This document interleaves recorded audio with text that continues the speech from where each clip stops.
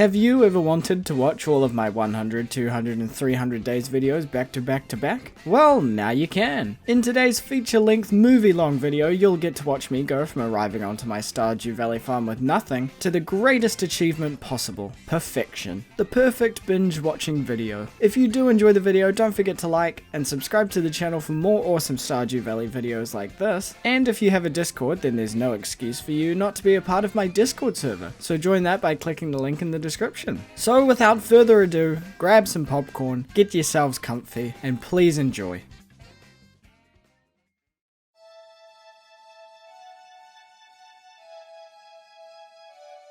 Day 1 started out as it usually does. I cleared some space for the crops I was about to plant and chopped enough wood to make a chest. I then went weed whacking around the valley and kept an eye out for forageables. You see, I want to get as many mixed seeds as I could to add to my crops. Any cash and farming XP in the first couple of weeks is great. I also stopped in at Pierre's to grab some extra parsnip seeds. Back on the farm, I planted all my parsnips and used any extra forageables for energy. I managed to plant and water all my parsnips and 4 mixed seeds, which for day 1 was not a bad effort. Day 2 started out with watering my crops. You'll hear that a lot for the next while. I planted 2 more mixed seeds and chopped enough wood for another chest as I will be spending all day fishing. I dumped some fibre and forageables in the shipping bin for a little extra cash and headed on down to the beach. I met up with Willie, who told me about his fishing trip before handing me an old fishing rod of his. So I gladly accepted the rod and took it up to the mountain lake. I set up my chest and spent the rest of the day hauling in fish. Riveting gameplay, I know, but I promise this serves a greater purpose in the long run. You see, I wanted to get level 5 fishing, and funnily enough, the only way to do that is by fishing. Crazy, right? This was because I needed the level 5 perk Fisher, which makes fish you catch worth 25% more gold, because I need that cold hard cash. It was raining on day 3, which means you won't have to hear me complaining about having to water crops today. I had most of the fish I had caught yesterday with me because I'm selling them all straight to Willie. I want to get my greedy hands on the fiberglass rod because this rod can use bait. So I sold most of my fish and purchased the rod along with some bait to take with me back to the mountain lake, and I fished all day. You see, this is the kind of edge of your seat gameplay that I love, damn it. Oh, this game is so good. I shipped off some valuables I had found in treasure chests for some extra money before I called it in for the night. On day 4, Clint paid me a visit to give me a furnace blueprint so I could smelt ores. What a nice guy. Also, 2 crows decided they'd snack on some of my parsnips. Not happy about that, to be honest. And then it was back to fishing. Who would have thought? I spent the rest of the day at the lake ruining what I can only assume is a great ecosystem of fish for my own selfish benefit. I finished fishing early tonight so I could not only take back and ship my valuables I had gathered, but also all my fish. For you see, I had finally reached level 5 fishing, and I had lots to do tomorrow. So I chucked all my fish in my chest ready to ship off tomorrow morning. Day 5 was the day I adopted a dog. Lots of other things happened today, but this was the most important. I'm a dog person. Anyway, I named her Honey.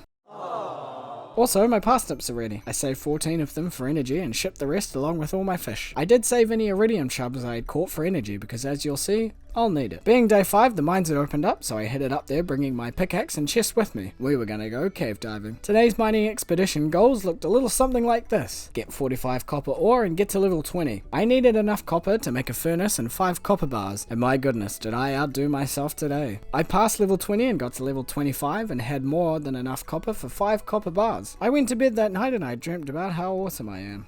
All the money I had made so far up to day 6 was going to be for 2 things, potatoes and a copper pickaxe. So I started out the day prepping a big area for my potatoes. While I was walking into town, Lewis showed me the old community centre which lay in ruin. After getting jump scared by what I can only describe as a green grape with limbs, I found a plaque and a weird language all over it and decided I'd get the hell out of there. I ran away to Clint's to get my copper pickaxe upgrade and stopped in at Pierre's to buy my 200 potato seeds, which I planted back on the farm. Using the chubs and parsnips I had saved, I was able to get all of them watered before bedtime. The rain came down again on day 7 and I couldn't be happier not having to painstakingly water 200 potatoes. Since my pickaxe was in the shop getting a slick new upgrade, I was forced to go fishing again. But just like before, I was fishing for a purpose, as any fish I catch today will be food for the next few days. You see, I was about to embark on a great mining expedition, and here's how I planned it out. For the next 4 days, I was to repeat the same strategy. Wake up and water my crops, head to the mines and dive as deep as I could possibly go. I'd resurface every 5 levels with the elevator to smelt ores, and when it hit 12:30 PM every night, I'd head back home and sell anything of value for extra cash. And that's exactly what I did. For the next 4 days, I executed this plan flawlessly, and by day 11, I had reached level 80 in the mines. Not a bad effort if you ask me.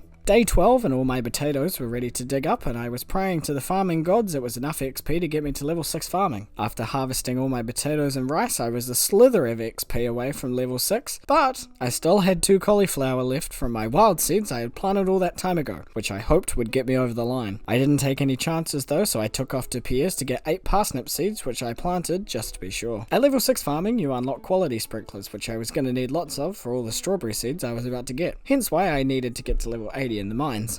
So I spent the rest of the day farming for gold and smelting ores. Day 13 was the day of the Egg Festival. I started out by harvesting my 2 cauliflowers, which thank goodness put me over the line to level 6 farming. I had a bit of spare time until the festival, so I spent my energy clearing some more of the farm. I had 28,000 gold for my potatoes and valuables I had sold, so as I entered town I went straight to Pierre's stall to splurge on 280 strawberry seeds. I then dethroned Abigail as egg hunt queen with a solid 13 eggs found, and I won myself a straw hat. For those curious, I won't be planting my strawberries until day 16, as that's the last day you can plant them and still get 2 harvests out of them. Until then, I'll be down in the mines farming for ore and smelting them into bars. And that's exactly what I did over day 14. I worked out I needed exactly 35 sprinklers for all my strawberries, which is a lot, but I wasn't too worried because I had gathered most of what I needed anyway. Day 15, I finished smelting all the bars I needed and ran around collecting salmon berries while I waited. I crafted all the bars I had made into quality sprinklers and took them back to the farm. I then started to map out the crop area with my sprinklers. The great thing about the UI mod is it shows the watering area for sprinklers, which is very satisfying. I kept clearing the land as day went on because 35 sprinklers took up a lot more space than I thought it would, and by the end of the day I had my quality sprinklers laid out ready. I made an attempt to till as much land as I could in preparation, but it was getting late and I didn't have enough time to get through all of it. Day 16 was literally just trying to get all my strawberries planted in time. It took me a while, but I managed to get them all watered and planted by the late afternoon. I had some spare time afterwards, which I just spent clearing out more of the farm closest to the strawberries. The last thing I needed was weeds to come in and destroy my crops I had worked so hard for. I went to bed that night and I dreamed about how awesome I am. Day 17, I walked out onto the farm and double checked the crops were all in order and I hadn't mucked anything up, and I was also probably just admiring my handiwork. I strolled on down to the Wizard's Tower while collecting salmon berries on the way to learn about that weird plaque I had found some days earlier. Turns out the great people, or Junimos if you will, had a secret language, and to learn that language I had to drink a nasty potion that made me see trees, and wow, now I can read Junimo. A bit unorthodox if you ask me. I went to class to learn French in school, but you know, whatever works. I foraged for more salmon berries and stumbled across Robin's lost axe in the woods. With the plaques now readable, I took my spring forageables to the community center and completed my first bundle, which unlocked the pantry and fish tank plaques. I returned Robin's lost axe to her. I realized I had enough materials for the construction bundle, so I gathered up what I needed, and on my way, I dropped off some donations to the museum. I completed the construction bundle, which unlocked the boiler room, and this was great news. Having reached level 80, I had everything I needed to finish it, except for some reason an earth crystal. So I spent the night resetting level 20 in the mines to try and find one. But not only did I find one, but I thought I'd smack a few bugs, and one of them dropped an ancient seed for me. Put simply, ancient seeds give you ancient fruit. Ancient fruit put into kegs gives you ancient wine, and ancient wine equals a buttload of money. And just before bed I got to the boiler room and completed all of its bundles, ultimately unlocking the minecarts on day 17. I spent the morning of day 18 organising. I finally had some time to breathe, so I made a couple more chests and organised all my stuff between them. I also used the minecarts to bring back everything I had from the mines. One thing I couldn't forget today was to get my spring crops, so I wandered over to Pierre's where my peaceful shopping was rudely interrupted by a slimy looking man telling me about Jojima. Ain't no way you'll catch me shopping there, I'm loyal to my boy Pierre. I grabbed what I needed and I headed home to plant them. I travelled back into town to drop off more donations to the museum and got my first ancient seed. Well, it was a seed, but he gave me a plantable seed, so technically they're both seeds, but you know, one of them's not plantable. Anyway, it's confusing. I took it back home and gave it the full treatment, its own sprinkler and a scarecrow. But I was waiting for an iron bar to be ready, so I took some items to the community centre, scoured the beach for some crab pot bundle items, and handed in my findings. And when I got back home, my sprinkler was ready to be made. For the rest of the night, I just cleared out some more of the farm until bedtime. On day 19, the rain was pouring down and it was a perfect opportunity to catch some fish for the community centre. On the way to the river, I popped by the travelling cart just in case it was selling a red cabbage seed. Unfortunately, it was not. Not that I could afford it anyway. At the river, I fished up a chub, a catfish, and a shad. And at the mountain lake, I fished up a largemouth bass, a bullhead, and a carp. I dropped them all off at the community centre to make some room and headed down to the beach. At the beach, I was hoping to catch an eel, and I caught 5 of them. So I handed one into the fish tank and went home. But I wasn't finished just yet. I remembered breams can be caught in any weather, so I headed back out to the river to catch one, which I got after a few attempts. I dropped it off and headed home. again. Day 20, I had a couple more fish to catch for the fish tank, which included a sunfish and sardine. And once I had caught them, I took them swiftly to the community center. Today was a very good luck day, so I thought I'd try my luck in the mines. I didn't have much further to the bottom, so what better way to spend a nice sunny day than 100 feet underground? By the end of the day, I had made it to level 95 before calling it in for the night. Day 21, I carried on mining down. Today wasn't as lucky, but it was still good luck, so I thought I'd make good use of it. I got to level 105 before remembering the travelling cart was here, so I quickly put all my stuff in a chest and ran to it. And I got exactly what I was expecting. Nothing. But hey, you never know. I'm keeping a careful eye out for a red cabbage seed. Back on the farm, I finished the day clearing more land before bed. On day 22, I took 300 wood down to the beach and fixed the bridge leading to the tide pool so I could quickly pick up some extra forageables. I also decided trees take too long to chop down, so I took my axe in for an upgrade courtesy of Clint. Thanks, buddy. I took some beach forageables to the community center and hit the mines again. I had you should stay at home kind of luck, so unsurprisingly, I only made it down 5 levels before giving up and heading home. Day 23 started off with taking some minerals to the museum. Unfortunately, I got there a little early, so I had to wait outside. Luckily, I'm a very patient guy.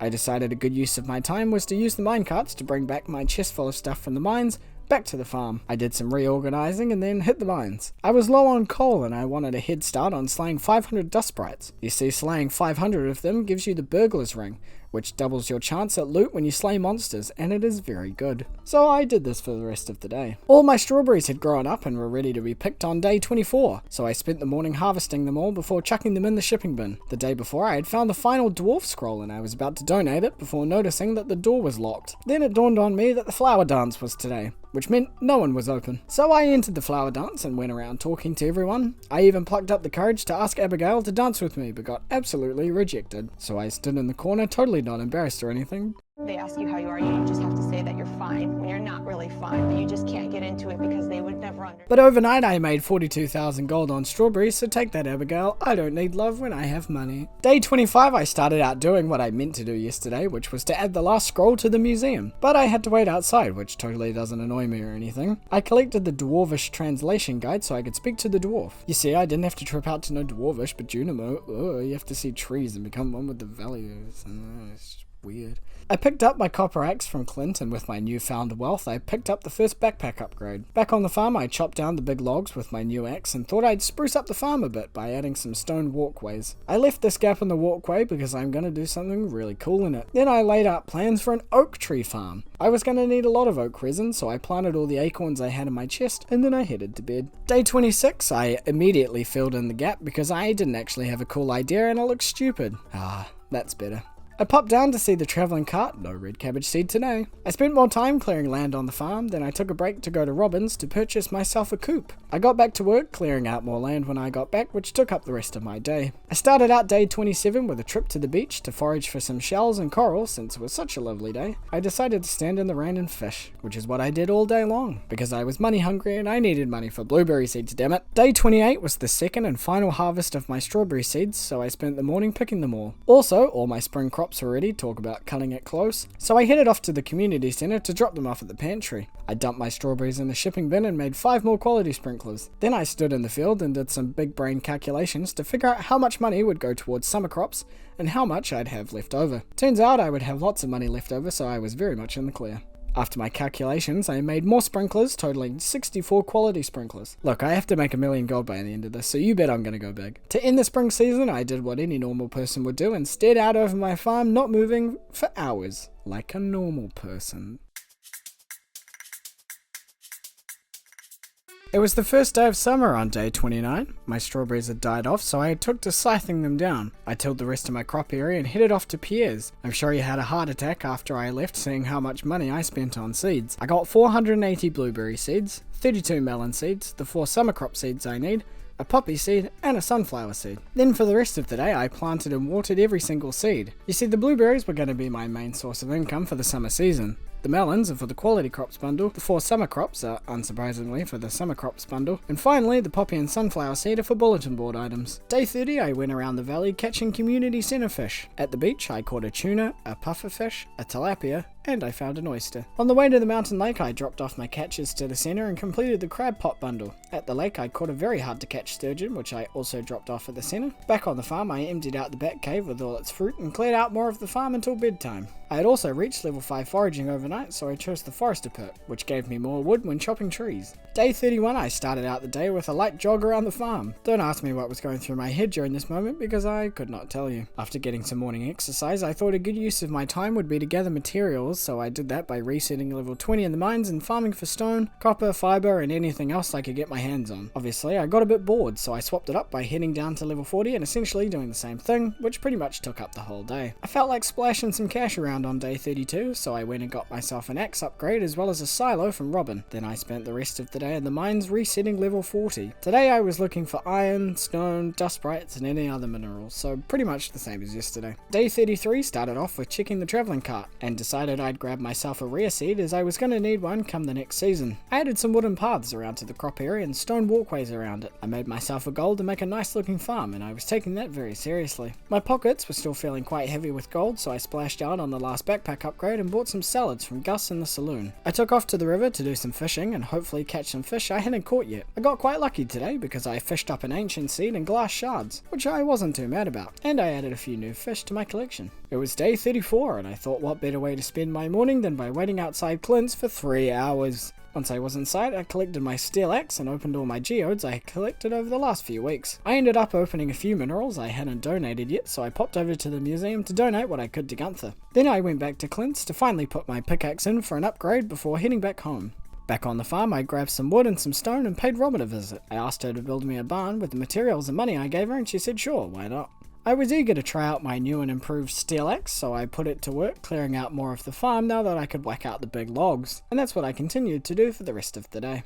Day 35 was Sunday, so back I went to the travelling cart. No cabbage seed today though. I carried on what I didn't finish yesterday and cleared out the rest of the farm except for the stone. I'll clear that once my pickaxe is all done. Then I found Jazz and Vincent playing around by the sewer gate, and it was all fun and games until they heard something moving around in there. No big deal though, I've made it quite far down to the mine, so it shouldn't be too scary. Nope, I'm scared too. Obviously, I wasn't ready to put the axe down because I spent the rest of the day clearing the forest of all its trees. I also unlocked the secret woods, so now I could get a daily supply of hardwood. I started out on day 36 taking a couple of items to the community centre. Then I picked up my steel axe from Clint's all shiny and new. I brought it home and put it to work by clearing out all the stone left behind from yesterday. I'll be honest, I ran out of time yesterday trying to clear all the trees, so I went back down to finish the job. It was getting late, but I was on that wood grind, so I went through the backwoods and by Robin's place to cut down any trees for some extra wood. Before bed, I made 2 tappers and placed them on the oak and maple tree by the bus stop so I could get oak resin and maple syrup for the community centre. By day 37, I was sick of cutting down trees, and it was a thunderous day today, so I made some lightning rods to place around the farm. Not only will they stop lightning from hitting the farm and my crops, but they'll give me some battery packs. My poppy and sunflower I had planted were ripe for picking, so I handed them into the community centre before heading down to the beach for a foraging trip. Since I had sprinklers on my farm, now I could afford to hand in my watering can for an upgrade without worry, so that's exactly what I did. This was the first time it had rained all summer, and I knew I had to catch a red snapper as they only come out in the rain. It took me a while, but I eventually caught one. On the way to the community centre, I dug up my first lost book. Typically, you get your first one in week 1 of spring, but hey, better now than never. Stumped on what to do for the rest of the day, I went to the secret woods for some hardwood and decided I'd just go to bed early. Day 38, I started out the day laying out some more stone pathways around the coop and barn so I could start planning out my animal area. Once I had the outline done, I realised I wanted some more pathway options to play with, but Robin's was now closed, so I spent the rest of the night fishing at the mountain lake. I forgot it was the day of the luau on day 39 and stood out Clint's for way too long before realising that it would be locked today. So I headed back home to find something worthy of being in the potluck. I settled on a gold quality spiceberry. Good thing I did because the mayor was very pleased. It was day 40 and the travelling cart was in town. Unfortunately, not selling anything I wanted. I went back to Clint's and felt a bit of deja vu waiting outside, but this time he wasn't closed, so I picked up my watering can and swapped it out for my hoe. It was a great luck day today, and since I didn't have anything better to do with my time, I hit the mines in hopes of reaching the bottom. It didn't take too much time, but I reached level 120 and got my hands on the skull key. With a bit of time left, I spent the rest of the night farming for copper as I was running a bit low. Day 41, my melons had finally grown, so I picked them all hoping I'd get 5 gold ones. And would you look at that, I got exactly 5. I popped over to Pierre's quickly to buy some wheat seeds to replace the melons, and I got back home and planted them. I headed up to Robin's and purchased a whole load of flooring recipes as I wanted to spend today finishing off the animal area. So I outlined the area with wooden flooring and put fences all around. I even made a fenced off area where I'll put my mayo machines, cheese presses, looms and oil makers. I made some stone pathways and put a nice looking path from the gates to the coop and barn, and honestly, I'm pretty happy with how it looks. Day 42 was the day of my first blueberry harvest. Before I picked them though, I took off to see the travelling cart who was selling an ancient seed, so you bet I bought that. And my summer crops were all grown, so I picked them all and dropped them off at the community centre, which put me that much closer to getting the greenhouse. While I was out, I quickly picked up my copper hoe from Clint's before heading home and collecting all my blueberries. I won't lie, it's oddly satisfying picking them all when you've got this many. I dropped them all into the shipping bin, feeling excited to see how much gold they'd give me. I spent the rest of the day resetting level 40 in the mines in hopes of slaying more dust sprites and gathering iron. Overnight, I reached level 10 farming and chose the artisan perk to get 40% more gold on artisan goods. This will be very handy in the fall season. Day 43, I went on a bit of a spending spree. I visited Robin's to purchase a big barn upgrade, bought some grass starter from Piers, got a steel watering can upgrade from Clint's, and purchased all the bundles at the vault in the community centre. The Junimos performed their show-stopping number overnight, which unlocked the bus for me, meaning I can now go and visit the desert.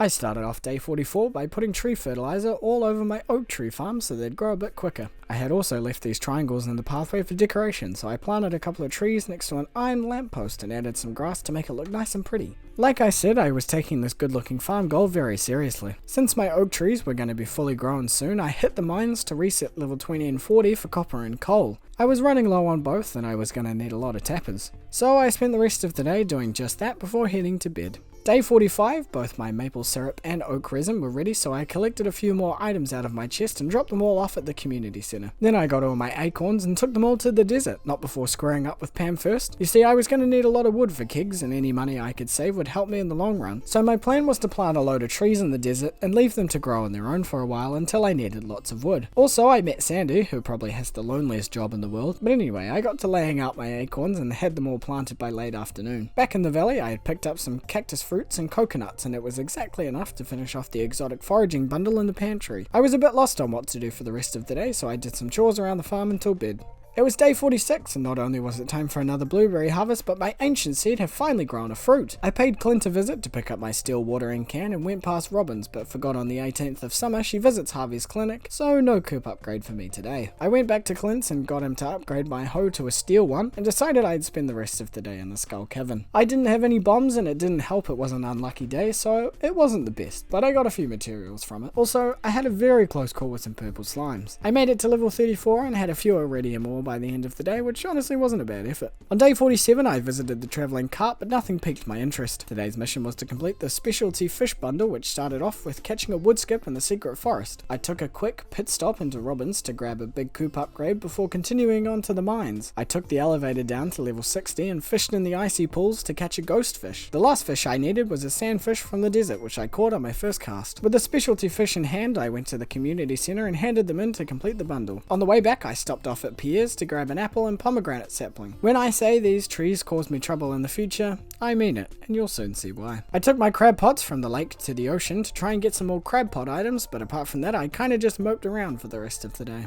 Day 48, all my oak trees were fully grown, so I tapped all 28 trees with tappers and collected all my batteries from my lightning rods. I took a trip over to Clint's where I picked up my steel hoe and swapped it out for a gold pickaxe upgrade. Then I spent the rest of the day fishing up at the lake in the rain. It was another Sunday on day 49, so naturally I paid a visit to the travelling cart, and again, I met with disappointment. With max fishing level on my mind, it was no surprise I headed off to fish for the day. However, I did pop into Robin's to get myself a deluxe barn upgrade, and then it was down to the ocean to fish for the rest of the day. I can't say too much happened, but I did catch an iridium quality pufferfish, which I have never done before, and will be showing that off somehow in the near future. By the end of the day I had an inventory full of fish and treasure I had fished up, but unfortunately I hadn't quite hit level 10 fishing, but I'll tell you what, I was very damn close to it. Day 50 marks my halfway point through this 100 days, and looking around the farm I was pretty happy with how it was all going. Today was another blueberry harvest, so I picked all my blueberries and dropped them into the shipping bin. Today's plan was to hit the Skull Cavern and get as much stuff as I could. I got my pickaxe from Clint's and dropped off my axe for an upgrade and headed to the desert. I had a pretty good run. I didn't make it down as far as I wanted to, but I ended up on a prehistoric level with pepper X's, and I managed to get 2 dino eggs, which meant I could donate one and incubate the other. So I went back home, dropped off what I had gathered, and headed to bed.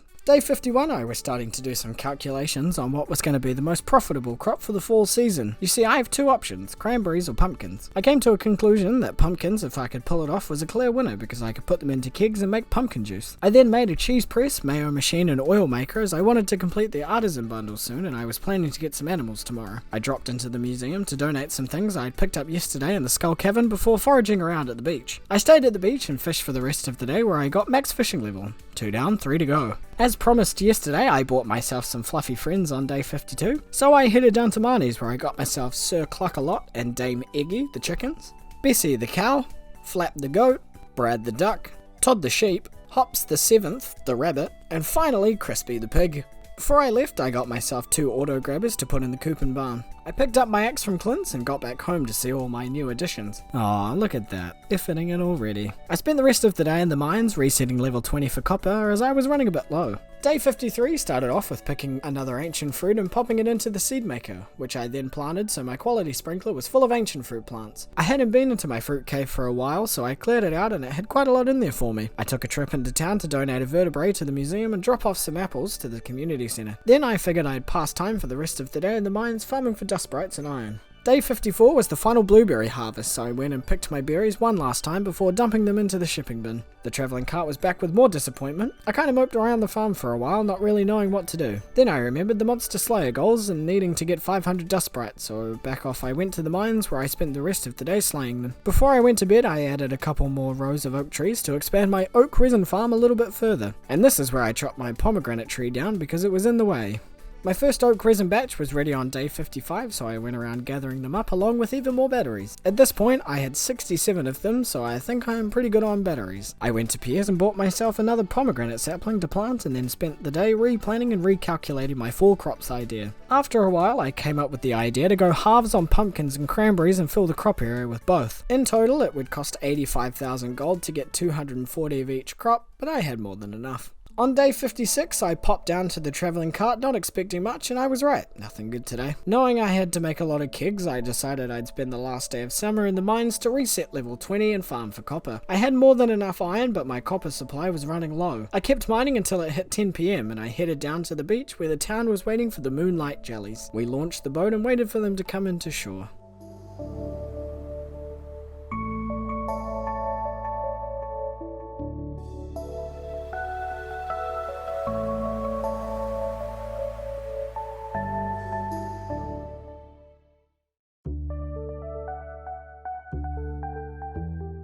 Day 57 was the first day of fall, and today was all about getting my crops planted. I visited Pierre's and bought myself 32 corn seeds, 240 cranberry seeds, 240 pumpkin seeds, and the fall crops. Back on the farm, I planted my fall crops around the sprinkler off to the side and planted my corn where my melons once were. I whacked out my old blueberry plants and planted all 480 pumpkin and cranberry seeds. You see, my logic behind having both was cranberries would give me quick easy cash so I wouldn't have to go weeks without any gold, and pumpkins would give me lots of gold in the long term, even through the first part of winter. I spent the rest of the day looking for fall forageables and I found myself a mushroom, but unfortunately no hazelnut. But I was very happy with my efforts today and I went to bed.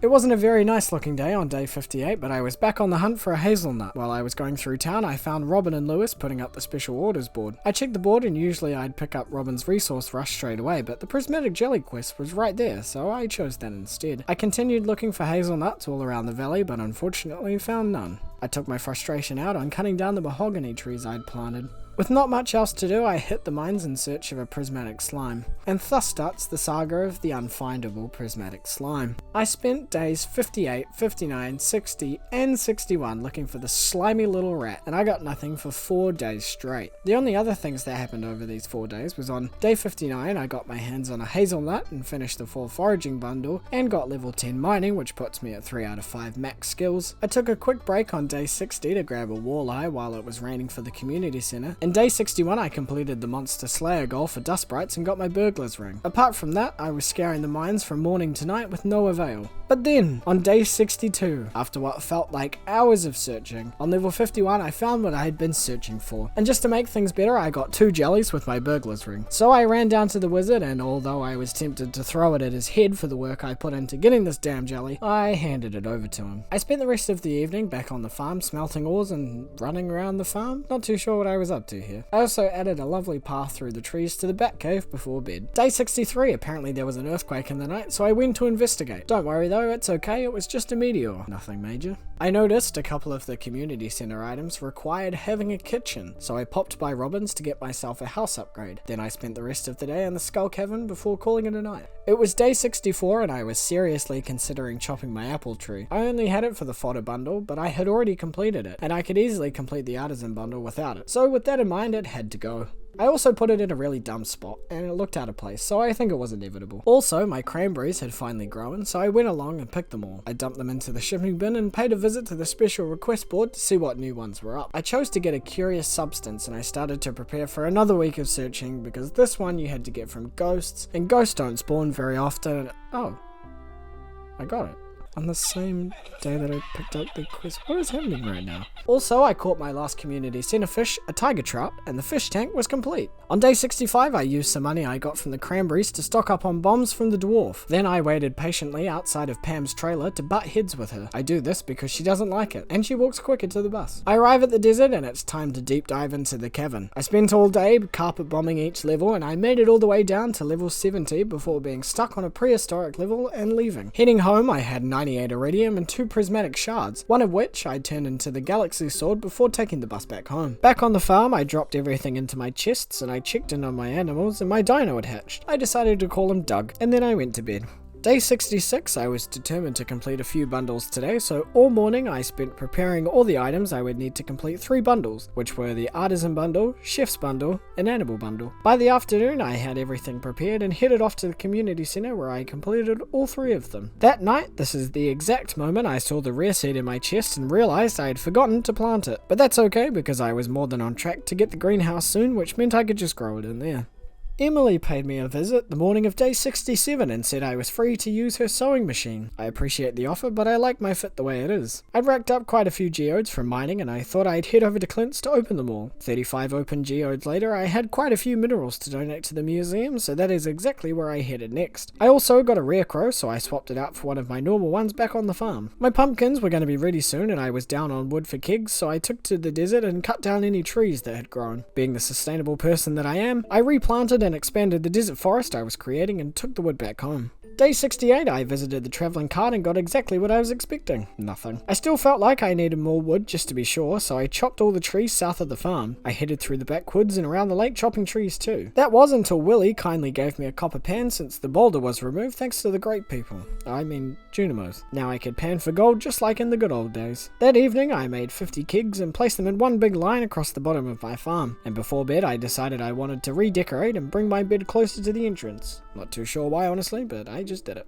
Day 69, I collected another batch of oak resin and collected all of my cranberries. With more oak resin, I could make more kegs, so I made 30 more to place next to the other ones, which put my total number of kegs to 81. I didn't do too much more today, I just ran around and did some chores around the valley. It was day 70 and my pumpkins were ready for harvest. I don't know what kind of backpack I have to hold 240 pumpkins, but it must be pretty good. I filled my kegs with pumpkins and made a chest to store the others in while the others were brewing. I also kept 5 gold ones for the quality crops bundle. I took a trip to Piers and bought myself another 240 pumpkins, which I replanted back on the farm. Then I took all my omni geodes to Clint's in hopes of getting some minerals I hadn't got yet. I popped over to the travelling cart, which still wasn't selling me a red cabbage seed, and I was getting quite worried I had missed my chance to get one. With nothing much to do, I called it an early night. Day 71, my corn was ready, which meant all my fall crops had grown too. I picked all of my corn and had more than enough gold corn for the quality crops bundle. I completed the quality crops and fall crops bundle, and that was the pantry done and completed, which meant I'd have access to the greenhouse from tomorrow onwards. The 5 ancient fruit I had planted ages ago had finally grown, and I put all the fruit into the seed maker. I'm hoping to get as many seeds as I can from this little crop so I can get them growing as fast as I can in the greenhouse over winter. Today was also a very good luck day, so I picked up some bombs from the dwarf and hit the skull caverns. I had a pretty good run. I ended up making it all the way down to level 56, and here's a quick look at my haul for the day. Not too shabby for a late start. On my way back home, Emily told me it was great weather for a picnic at 12:30 AM, and I've never been more confused. Day 72 was the Valley Fair day, so I gathered up some random items for a Grange display and headed over to the fair. At the fair, I played the slingshot game to earn myself some star tokens to gamble. I took them to the spinning wheel and spent a good while putting it all on green until I had enough star tokens to purchase the star drop and rare crow. I put up my Grange display and Lewis probably spat on it because it was pretty bad, but I got third, which isn't fourth. I cleaned up my display and headed on home.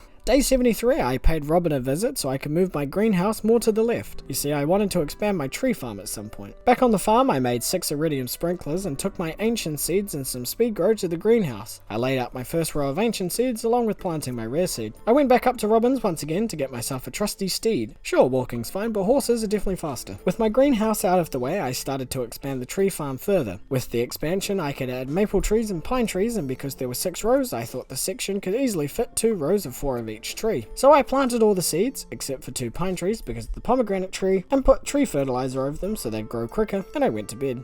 I woke up on day 74 to panic. Remember how I said before that these fruit trees will give me problems? Well, yeah, it's happening. By my calculations, because the pomegranate tree couldn't grow last night, the day the tree will mature is the last day of fall, which means I couldn't let anything else happen to it, especially... Okay, you didn't see that. We're just gonna keep that between us. Okay.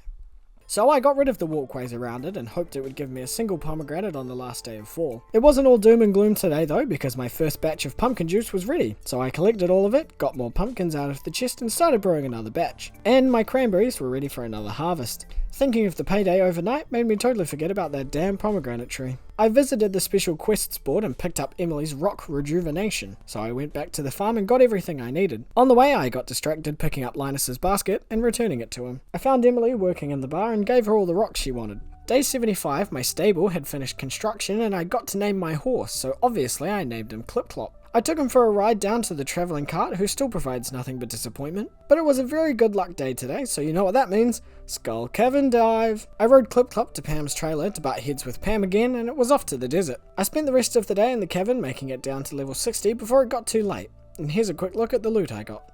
Day 76, Evelyn decided to pay me an early morning visit and gifted me a garden pot. These will be handy in the future, but I put it away for now. A few days ago, I had put a grape into a keg to make some wine for the Enchanter's bundle and it was finally ready. So I dropped it off at the community centre and all that's needed to finish that bundle is a pomegranate. I can't remember when I put that straw hat on Clip Clop, but he's wearing it now. I rode Clip Clop down to the ocean and did some foraging around the beach before heading to Clint's and getting a gold upgrade on my hoe. Back on the farm, I thought Grandpa's shrine was looking a little bare, so I added a pathway to it and a couple of wooden braziers. Honestly, I don't know why I didn't add greenery to it then, but I eventually will. I also added a bit of decoration to the front of the greenhouse too before bed. Christmas came early on day 77 because the travelling cart finally sold me a red cabbage seed.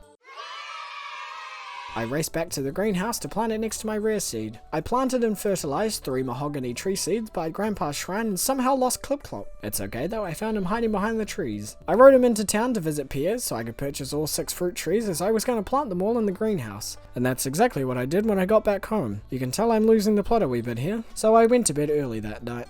My disappointment is immeasurable. Day 79 was another cranberry harvest, so I went to work picking them all. I dumped them all into the shipping bin and paid the special quest board a visit where I picked up Gunther's fragments of the past quest. I popped into Clint's to get my gold hoe and swapped it out for a gold watering can upgrade. Then it was back to slaying monsters, specifically skeletons. They're pretty easy to farm and I can easily get 100 bone fragments from them for Gunther's quest. So I applied some monster musk and went to work. I finished it pretty quickly, so I spent the rest of the night slaying monsters around level 80. Day 80 I spent on the grind in the mines for monster slayer goals, and honestly that's really all I did today. Day 81, some more ancient fruit had grown, so I picked them and made them into seeds to plant in the greenhouse. No more ancient fruit was going to be grown before the plants died in winter, so I took down my little ancient fruit area. It was sad to see it go, but it had served me well. I went up to Robin's and bought myself a heap of wood and got started on making a hub area. Maybe it's just me, but I like having an area close to the house with all my chests and furnaces. I spent all day figuring out what I wanted it to look like, but by late afternoon I think I had a winner. I made more chests and reorganized all my stuff between them, and by the end of the day I had a nice looking hub area that I was very happy with. Also, overnight, Todd the sheep had a Virgin Mary birth and produced a child somehow, despite having no other sheep in the farm, who I naturally named Rod.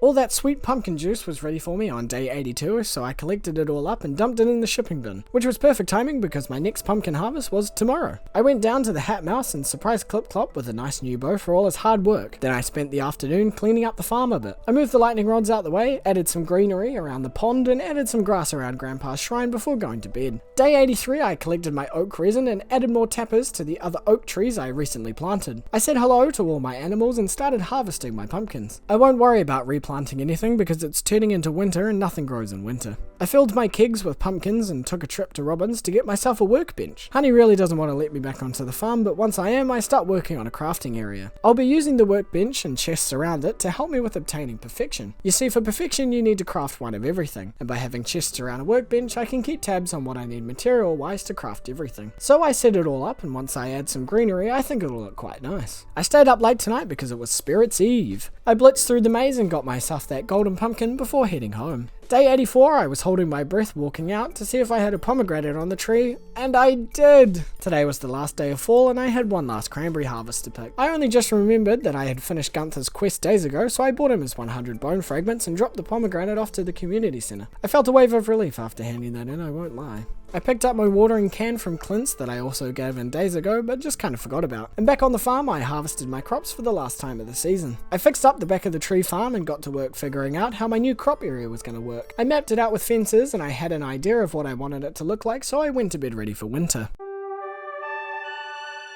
Day 85 was the first day of winter and I started the day off getting rid of my quality sprinklers and replacing them with a new iridium sprinkler layout. I ended up setting my sprinklers a little to the right of my original setup because I imagined a strip in the middle holding things like sheds and ponds, and I'll eventually extend the crop area down rather than across. I took Clip Clop on an adventure around the valley to try and find a crocus flower. I stopped by the special quest board while in town and picked up Clint's Cave Patrol quest. Down at the beach I found a nautilus shell, which was one of the last 3 items I needed for the community centre. I searched the valley far and wide and finally found a crocus flower in the woods. I took my findings to the centre and completed the field research and winter foraging bundle. This finally completed the pantry, which would give me access to the quarry tomorrow. I took my winter seeds back home and planted them in my new crop area, and I added some grass to the crafting area and Grandpa's shrine before bedtime.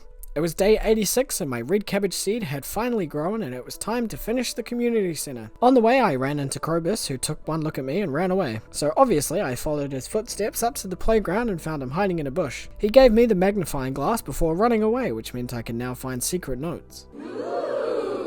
I took my red cabbage to the bulletin board to complete the last bundle and the community centre was looking fantastic. Back on the farm I outlined the edge of the crop area with stone pathways, creating that middle section I had imagined. Knowing the community centre was complete, I wanted to be prepared for the Wizard's post-community centre completion quest, which required me to have a jar of void mayonnaise. Unfortunately, I didn't have a void chicken yet, but my vast knowledge of this game kicked in and I made a plan. Krobus sells void eggs every day of the week. However, to get to Krobus you need the sewer key, which Gunther gives to you after donating 60 items to the museum. So I visited the museum and counted up my donations, which was around 57. I checked my collections and saw I had more minerals than artifacts donated, so I took all my Omnigeodes to the desert and got myself some artifact troves. Back at Clint's, I opened them all and got more than enough artifacts to donate to the museum, and my final count was around 65, which put me just over the threshold for the key. Back on the farm, I was deciding between what kind of wooden paths I wanted around my crop area. I decided to go with the rustic planks, which with some lamps and fences looked pretty good. Day 87, just like I had hoped, Gunther was waiting at my door to give me the sewer key just in time. Looks like my plan had worked. My batch of pumpkin juice was ready, so I collected all of it and filled the empty kegs back up. While riding Clip Clop into town, I found the townspeople of the valley celebrating the reopening of the community centre. Mayor Lewis handed me the Stardew Hero Trophy and I have officially completed the first goal of this 100-day series. One boycotting of Jojo Mart later and I was in the sewers visiting Krobus. I purchased my 3rd star drop from him along with 2 void eggs, one of which I put in the incubator and the other I made into void mayo. Up at the railway, I found the wizard huffing and puffing about his magic ink being taken by his ex, so I was on a mission to retrieve it back for him. Back in the sewers, I broke up a fight between Krobus and the dwarf before Krobus pointed me in the direction of where the talisman was. I ventured into the tunnel and fought my way through bush and bugs and got the talisman. Back up at the railway again, I used the talisman to clear the way and ventured into the cave. There was a henchman in my way, but luckily he likes void mayonnaise, so he was just easily convinced to move. I retrieved the magic ink from the witch's hut and returned it to the wizard, who rewarded me with the Book of Summoning. Then I spent the rest of the night reorganizing some chests that were filling up. Day 88, I popped into Marnie's to get my barn a heater and more hay to put in the silo. Then I rode Clip Clop down to the beach as Willie wanted to show me something. In the back was an old wrecked boat that could take me to Ginger Island. Good thing I had everything on me to fix it because I handed it all in and it'll be ready by tomorrow. I took the bus to visit Sandy at the Oasis shop so I could get some starfruit seeds to grow. I needed starfruit to get myself Junimo huts for my crop area, so I bought 18 seeds and back on the farm, I planted them in the greenhouse. I only just remembered that I had picked up Clint's Cave Patrol quest days ago, so I applied some Monster Musk and hit the mines to slay some skeletons, and I finished it just before it got too late. Day 89, the boat had been fixed overnight, but I'd saved my first trip to Ginger Island for now. To start the day, I mapped out where I wanted my Junimo huts to go in my crop area and put my scarecrows all around it. Also, I grabbed some grass starter and put it between my tree farm and greenhouse, which I think looks quite nice. Then I visited Robin's to paint some buildings. I couldn't do my house just yet, but I painted the barn, coop, and stable. I spent a while just trying colour ideas, but I think the ones I landed on were really nice. I didn't do much for the rest of the day. I spent it doing donuts on Clip Clop and planning out farm ideas in my head. Day 90 was my first trip out to Ginger Island. Willie sailed me over the big blue ocean to the island and we arrived on a stunningly tropical day. I picked up my first golden walnut and met Leo in his hut, so I started to collect golden walnuts. Then I opened up the west side of the island and collected more golden walnuts. I spoke to this lady who wanted me to find her late husband's keepsake. However, Kent isn't on the island yet, so I'll have to wait to finish this quest. I didn't have quite enough walnuts for the island house, so I travelled back to the valley to finish the day. Pierre braved the cold weather on day 91 to tell me about his expanded crop collection for year 2. I collected and re-kegged the last batch of pumpkin juice before heading to the dwarf to purchase some bombs. Today was another good luck day, so I decided I'd hit the skull cavern and make the most of it. I spent all day in the cavern and ended up passing out there since I wasn't too worried about losing gold. I managed to get level 10 combat today, which meant I only had one more skill to max out to complete my goal. My winter seeds had produced its winter forageables, which I immediately turned into more seeds and planted. Then I visited the desert and went on a tree chopping spree. I have a plan to turn the quarry into my keg area, so for that I will need a lot of wood, and also my foraging level was the only skill not at max level yet. I wasn't feeling very sustainable today because I didn't replant any trees, but with the money I was making now I think I'll be okay. I travelled back to the valley and continued to chop down any trees in the woods for the rest of the night. Day 93 my void chicken hatched, so of course I called her Fluffy. I made some tappers to put on the rest of my trees in the tree farm as they were all now fully grown. And down at the beach I popped into Willie's store and bought myself the iridium rod. Nothing else really happened today, I kinda just fluffed around the farm. Day 94, I took the boat to Ginger Island and spent the day making my way through the volcano dungeon. I wanted to reach the top so I could have access to the forge. It took me a while, but I finally managed to make it through all 10 levels and reach the top. Back on the ground, I used my golden walnuts to unlock the dig site where I bombed open the cave Professor Snail was stuck behind. I collected some golden walnuts and headed home. Day 95, my final batch of pumpkin juice was finished, so I collected it all and shipped it off. I went back and picked up all of my kegs so I could work on expanding the crop area. All I did was replicate what I had already done above. It'll let me grow lots of crops, which will come in handy for the next 200 days when I'm trying to achieve perfection. I continued to add stone walkways around the farm, and I like the look of the triangle spaces by my animal area for decoration, so I decided to replicate that again. Day 96, I was on my way to chop some hardwood in the secret forest when I saw the cart was back in town. She was selling a rare crow I hadn't got yet, so I thought I'd make a purchase. I'd picked up Robin's special quest to get 80 hardwood a couple of days ago, and it was looking rather undoable until I remembered Ginger Island had a few mahogany trees, so I went off to gather my hardwood. While I was there, I started on Professor Snail's museum collection by clearing the dig site and getting a head start. Over outside Leo's hut, I found the mummified frog and headed into the volcano dungeon to find a mummified bat. Unfortunately, I couldn't get my hands on one, but I did manage to get enough golden walnuts to unlock the farmhouse, so I spent the night there. Day 97 I started the day by heading back to the valley to unload my inventory full of stuff. And my sweet gemberry had finally grown, so I took it to the statue in the secret forest and got myself my 4th star drop. I dropped off that 80 hardwood Robin had asked for all that time ago and decided now's as good a time as any to slay some monsters in the mines for my monster slayer goals. I did this for the rest of the day and knocked off some goals before calling it a night. It was day 98 and my first ancient seed harvest in the greenhouse was ready, so I turned them all into more seeds to plant. I was a bit stuck on what to do today and ended up not really doing anything. Day 99, my winter seeds had grown again and I had spent a good part of the morning replanting them all again. All my starfruit had finally grown, so I grabbed everything I needed to build 2 Junimo huts onto my crop area. I visited the Book of Summoning and the Wizard's Tower and got myself the 2 huts. Back on the farm, I added some grass and the decoration triangle. I honestly don't have a better word for it, so don't judge me. It was the first night of the night market down on the beach, so Clip Clop and I rode down there to see what was up. I bought myself some seasonal plants and the painting because I've never really bought them before. And on the way back home, I picked up Linus's community cleanup quest. I placed down some of the seasonal plants I had bought around the crop area. Day 100 was the last day I had to do stuff, so I fished in my pond for trash to finish Linus's quest. Then I took all the trash up to the railway and put it in the bin for him. I treated myself to a soak in the spa because I managed to do a heck of a lot of stuff in these 100 days and I thought I deserved a nice rest. Down at the night market I got myself another painting and a couple of seeds to plant on Ginger Island. Then I hit the submarine up to fish for some deep sea fish. I managed to fish up the spookfish and midnight squid, but unfortunately I did not get a blobfish. I headed off to bed, which officially finished my 100 days.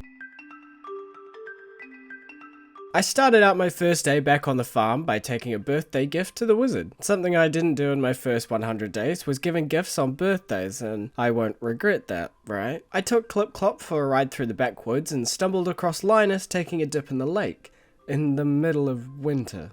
Entering Robin's home, I got in between an argument between Robin and Demetrius, and I put Demetrius in his place. I was there to get myself a shed, and I placed it ready to be built in that strip I talked about at the end of my 100 days. I took the minecarts to Clint's and bought myself some copper, and stopped back off at Robin's to get some wood. I spent the afternoon smelting all that copper. Eventually I'll be turning the quarry into my main keg area, and I needed a lot of kegs, hence all the copper. It was the last day of the night market, so I headed down to the beach and took the submarine down to fish for some deep sea fish. The last one I needed was a blobfish, and I got it on my first cast. Back home I used up all my resources to make 130 kegs and made my way to the quarry. Hold on, what's going on here? What does Linus want?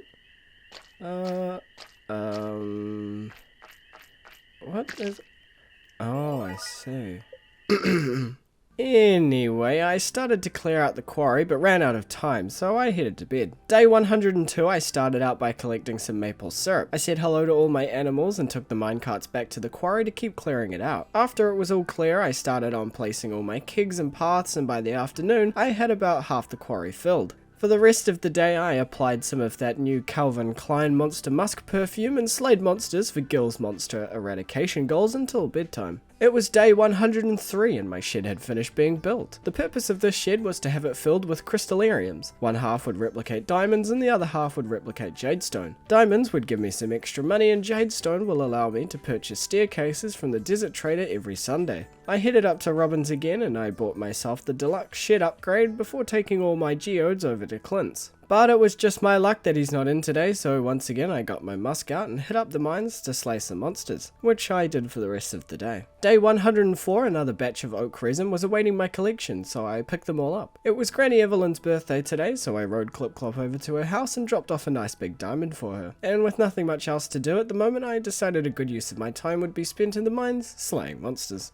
I completed some goals today, and picked myself up the Slime Charmer ring for slaying 1000 slimes, which means I'm immune to slimes now. That night back on the farm I lit up my crop area with some wooden braziers before calling it in for the night. Day 105, some of the ancient fruit in my greenhouse was finally ready to be picked, so I harvested what I could. I turned them all into seeds before replanting them. I took Willie's boat all the way to Ginger Island and made my way up to the forge on top of the volcano, where I combined my Slime Charmer ring and Burglar's ring together so I could have the benefits of both in one ring. From the top of the volcano to the bottom I dove into the volcano dungeon, where I was on the lookout for magma sprites to slay. Later that night I quickly ran over to Mr. Key's walnut room and checked how many golden walnuts I still needed until he had let me in. 48 out of 100 walnuts wasn't bad, but I still needed a few more to get through, so I took the boat back home and called it a night. On day 106 my winter forageables had sprouted, so I went along and picked them all. I turned all of them back into seeds and replanted them across my 2 crop areas before working on a pond area. The thing about this middle strip is it's 7 tiles across, meaning sheds fit perfectly and ponds will fit perfectly too. However, I did run out of time to go to Robin's to purchase one, so I'll have to do that another day. For the rest of the day I went through my chests and picked out one of each resource to make a start on my shipping collections. There are exactly 145 items to ship, so you can understand why I wanted to whittle that number down a bit. Day 107, another round of ancient fruit was ready for me, so I turned them all into seeds and replanted them in the greenhouse. So you know how I wanted to get that pond? Yeah, so after 400 hours in this game, I still forget that Robin isn't in on Tuesdays, so you can imagine how stupid I felt watching her walk away from the store. Oh well, there's always tomorrow. Embarrassed, I headed up to the mines to try and catch some fish I hadn't caught. On level 20, I spent ages trying to catch a stonefish, but I got very unlucky and couldn't catch one. So I took a break and headed into town to pick up Gus's famous omelette quest and gave Leia her first gift for her birthday. And then it was back to fishing. After what felt like ages, I finally caught one and took the elevator down to level 60 to try and catch an ice pip. Did I catch one? No.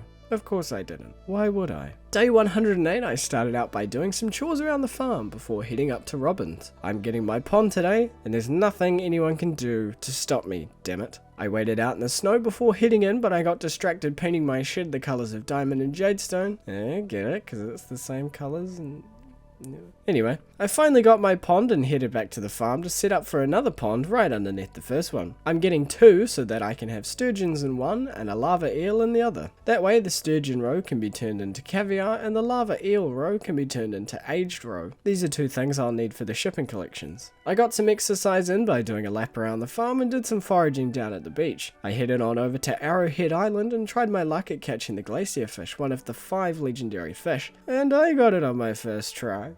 Okay, maybe not, but I got it eventually. I placed a chest in my kitchen and put the glacier fish in it. My dream is to collect all the legendary fish to put in an aquarium one day. Speaking of legendary fish, I took off to the sewers to cast my line into the disgusting green sewer water, and I got my hands on the mutant carp. Not that I really wanted my hands on it, but no. I quickly ran into the mutant bug lair and fished up a slimejack, another fish I hadn't caught yet, and just before bed I fished outside the witch's hut and fished up a void salmon. Oh hey look, it's Santa! Oh, never mind. Day 109 was Christmas Day. I mean, Feast of the Winter Star. Same diff. But before I could head off to town, I had another round of ancient fruit ready waiting for me, and I was so close to filling up every space with ancient seeds, but unfortunately today wasn't the day. My person for this year's festival was Willie, and so I gave him a diamond. Pretty nice, right? My secret gift giver was Emily. And what did I get?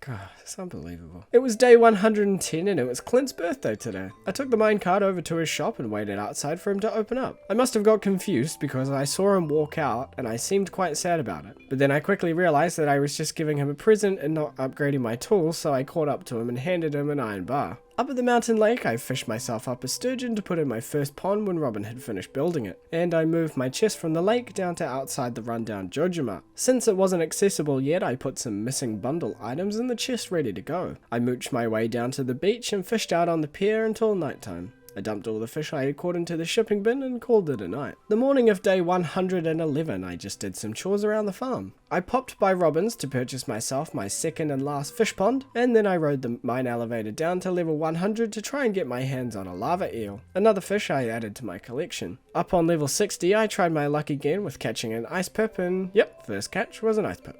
Of course it was. Back on the farm, I gathered up all my geodes, took a trip to the desert, and turned my omni geodes into artifact troves. I saw Clint about opening them all up for me. Afterwards, I quickly popped into the museum to drop off any new donations I had found and shipped off everything else for some extra cash. That night, I visited the Stardrop Saloon where I got myself a few cooking recipes and gave Pam and Shane a loved gift. Being in the saloon reminded me about Gus's special order I hadn't done yet, so I took over 24 eggs and left them in his fridge. Back home, I was dreaming. Not about how awesome I am, but about what I wanted to fill the rest of the farm with. A slime hutch down here?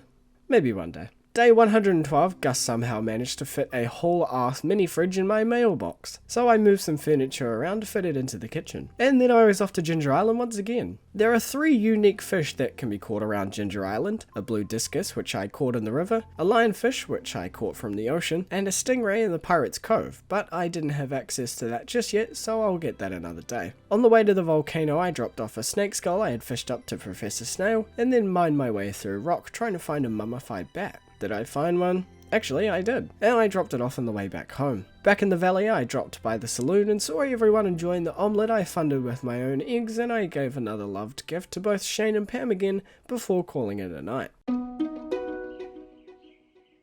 Day 113 was the first day of spring and the start of my second year on the farm. When I walked outside, I was met by a new guy called Ken, who was back in the valley after serving in the army. I headed to the greenhouse and finally filled up every spot with ancient seeds, and it was now just a waiting game. I rode Clip Clop into town and headed into Piers to grab my seeds for the season. In year 2, I wasn't as worried about crops being my main source of income. More, I wanted to grow lots of everything to cover my bases later on for gifts, cooking and crafting. So back on the farm, I planted 48 parsnips, 48 cauliflower, 48 potatoes, 48 garlic, 48 blue jazz seeds, and 48 tulips. Back in town, I picked up a fishing special quest before taking a ferry ride over to Ginger Island. Once on the island, I spent the evening clearing out the island farm of all its resources and started to work on a large crop area. You see all these iridium sprinklers? Yeah, they're gonna hold ancient fruit and only ancient fruit. I put a quality sprinkler off to the side and planted a melon, a garlic, and wheat for the gourmand frog, and started to plant all my ancient fruit seeds that I had left over from this morning. I got them all planted just before it got too late, and also I finally got level 10 foraging, which ticks off my goal from the last 100 days.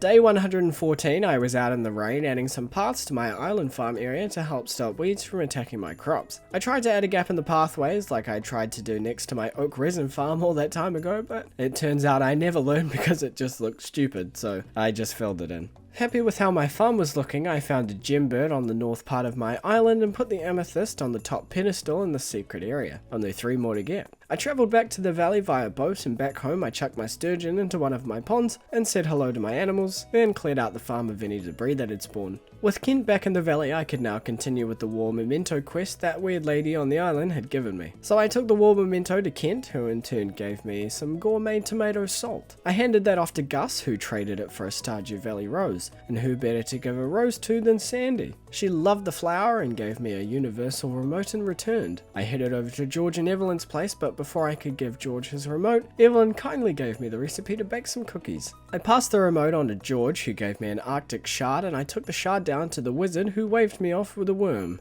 Gee, thanks. But who better to love worms than Willy? No one. Which is why I handed the worm off to Willy, who finally gave me the pirate's locket, which I'll return to the lady another day as it got too late to take the ferry. I took off to the secret woods for some extra hardwood before heading to bed. Day 115, I added a couple of crystallariums to my shed and took off to Ginger Island. I dropped the locket off to the strange lady, who was very thankful and got enough golden walnuts to build the resort on the beach. This removed the debris in the way of the Pirate's Cove, where I went and fished up a stingray to add to my collections. Back in the valley, I wanted to crack open a golden coconut, but missed out by a couple of seconds. So close. Instead, I took my anger out on the tree farm in the desert and got rid of it all, mainly because I'll be rich enough soon to buy it when I need it. That night, I made a start on the mysterious Mr. Key quest by putting a battery in the electrical box in the tunnel. However, the next part required me to put a rainbow shell up in a box at the railroad, and do you think I have one? Of course not, so I'll have to put a pause on that quest until summertime. On day 116, another ancient fruit harvest was ready in my greenhouse, and I waited patiently outside Robin's for about an hour before handing Demetrius a golden pumpkin. You see, Demetrius has a chance to send you a rainbow shell, but I never got one, so that was totally worth it. Anyway, I popped by Clint's to finally open my golden coconut and gave a second golden pumpkin to Kent as a birthday gift. Over on Ginger Island, I turned all my ancient fruit into more seeds to plant and filled out more of the ancient fruit area. I did remember that on even-numbered days when it's not raining, the once unreachable cove would be filled with pirates, and I can earn some golden walnuts by playing rounds of darts, which I actually smashed this chump at 3 times over. Back on the farm, I added 3 chests between the crop area to hold my crops when they've been harvested, and overnight the old Jojamart was struck by lightning, meaning the missing bundle was there waiting for me to complete. Day 117 was a rainy day, so I picked my garlic and parsnips since my Junimos won't come out to pick crops in the rain. I made 3 preserve jars to put between my 2 ponds, so when they start producing roe, I'll be able to turn them into caviar and aged roe. I popped by Piers and got myself more seeds to replant back on the farm and headed up to the mountain lake to catch myself the legend, which was the 3rd legendary fish I needed to catch. This is going to be a piece of cake, right? No, that's not it. Can you just stop? Oh my god, I lost that. Oh, why is this so hard? Oh, you're kidding me. Dude, still not it.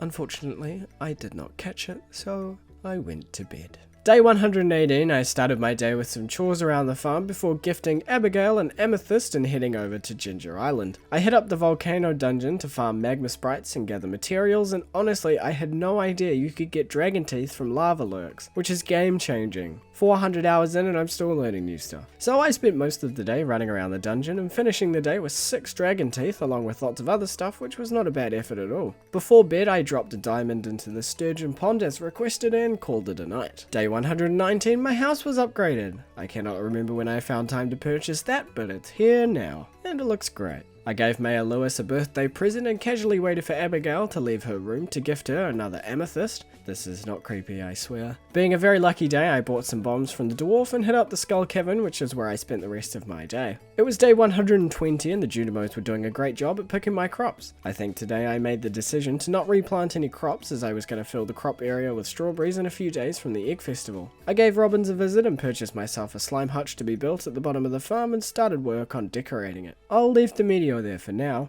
I want to try and incorporate it into the aesthetic somehow. I continued to add stone pathways around the hutch and farm to give myself a better understanding of what the bottom of the farm was going to look like. Hopefully this would give me some good ideas about what to fill it with. Later that night I decided a good way to fill this line of unused land would be to fill it with trees and grass, so that's exactly what I did, and I think it'll turn out great. Day 121 I waited outside Abigail's room once again to give her a present. It's because I want her to like me.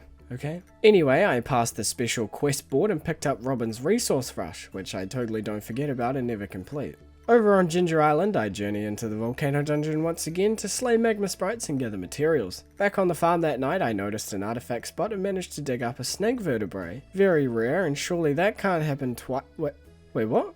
Okay, I guess this makes up for not catching the legend. Well, with both snake vertebrae in hand, I took them straight to Professor Snail, who rewarded me with some golden walnuts and a mango sapling. Back home, I planted the mango tree sapling in my greenhouse with the other fruit trees and called it a night. Day 122, Marlin came in the pouring rain to offer me a slime egg. He noticed I had built a slime hutch and had come to spread his slime farming knowledge. It was also Vincent's birthday today, so I popped by his house and gave him his favourite, some grapes. And because it was raining, I was ready to have a second go at this bastard I called the Legend. The battle waged on, and after hours of failed attempts and waiting for it to bite, I finally caught it. I don't have much in my notes about this day, but I do have one quote that reads, "This fish can suck my ass." Back home, I worked on the interior of my slime hutch. This was a design that I do every time, and I think it looks pretty good. If it ain't broke, don't fix it, I say. I added some iron fencing and a gate to the front of the hutch and called it in for the night. On day 123, I rode the minecart over to the quarry as I had some more kegs to fill it up with. I quickly realized that I wasn't utilizing the space well enough with the layout I had and changed it so the kegs were within rows of 2 instead of 1. That way I'd be able to fit more rows in. It took me most of the day to reorganize it to how I wanted it to, but after I had finished it was looking very promising. For the rest of the day I just fluffed around the farm until bed. Day 124 I had my first sturgeon roe, which I chucked into a preserve jar to make some caviar. I prepped my crop area, which was looking a bit slack, for all the strawberry seeds I was going to buy tomorrow, and went around the town giving out some gifts to people I had no hearts with. In all honesty, I felt a little bit like Santa Claus. Halfway through my gift giving, I walked into a rock rejuvenation session, which looked,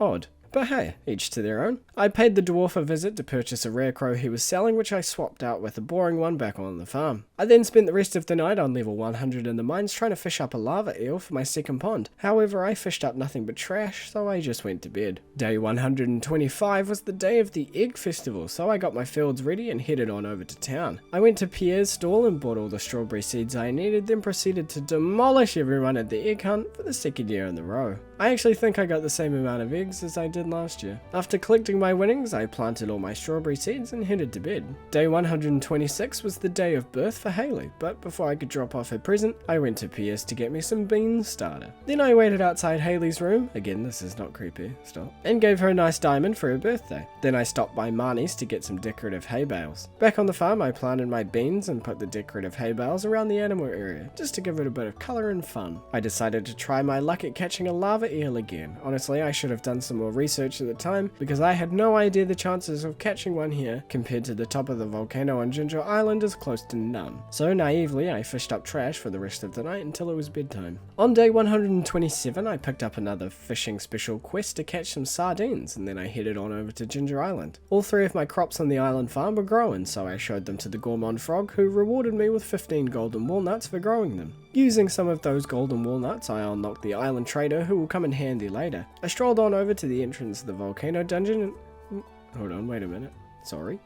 Okay, I'll be honest, I have no idea what's going on here, but I have never seen that before. The real reason I came here was to fish for a lava eel. I did my research, which I caught on my first cast. I walked back past this true oddity and headed over to the dig site, which I cleared out for some resources. Later on, I had a real heart-to-heart with my boy Leo and went looking for some golden walnuts I hadn't found yet. And then I took a late night boat ride home back to the valley, dropped my lava eel into its pond and went to bed. Day 128, I did some chores around the farm before heading over to Ginger Island. I hit up the island trader to get myself a golden coconut and a banana sapling to plant to my greenhouse and travelled back to the valley. At the museum, I dropped off some artifacts I had found and cracked open my golden coconuts, which gave me nothing. Absolutely nothing.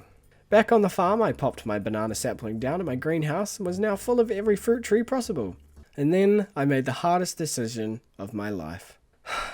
I got rid of the meteorite. I know, I'm heartbroken too. I wanted to make it work so badly, but I just couldn't. so it had to go. But a witch flew over my coop that night and gave me a void egg, but you're a little too late for that, unfortunately, Mrs. Witch. Day 129, I spent the day down on the pier catching sardines for Demetrius' special quest, but I finished it in the late afternoon, so I went past the Adventurers Guild to check on my Monster Slayer goals and admired my quarry full of kegs for a while. I didn't achieve too much else for the rest of the day, so I just called it an early night. It was day 130 and I was making it up to my lost friend to make this section look just as beautiful as he was. So I planted some trees, added a path and covered it with grass. That's for you, pal. In town I picked up a beer for Pam's birthday. Probably not the best idea if she's meant to be driving, but hey, I'm not needing her driving services today, so I think it's all good. I took the boat over to Ginger Island and I actually cannot make this up, but I got another snake vertebrae. Someone please tell me if this is insane luck or if I'm just really hyping myself up too much. That aside, for the rest of the day I spent it scouring the volcano dungeon, slaying magma sprites and searching for useful minerals. Day 131, it was back to Ginger Island. I found a gem bird on the west side of the island and put a topaz on top of its pedestal. And then I was back to the volcano to get my grind on, which I did for the rest of the day. Day 132, my first lava eel roe was ready, so I put it in the preserve jar ready to be made into aged roe. I dropped in 3 fire quartz to help with their breeding process, and added a gate on the other side of my animal area. I ventured into the quarry mine and bet up some floating skulls and managed to finally get my hands on the golden scythe. Afterwards I rode into town to pick up a pizza from the saloon, which I passed on to Shane as a birthday gift because it's his birthday today. Into the night I fluffed around the farm and thought about what I could do with certain sections.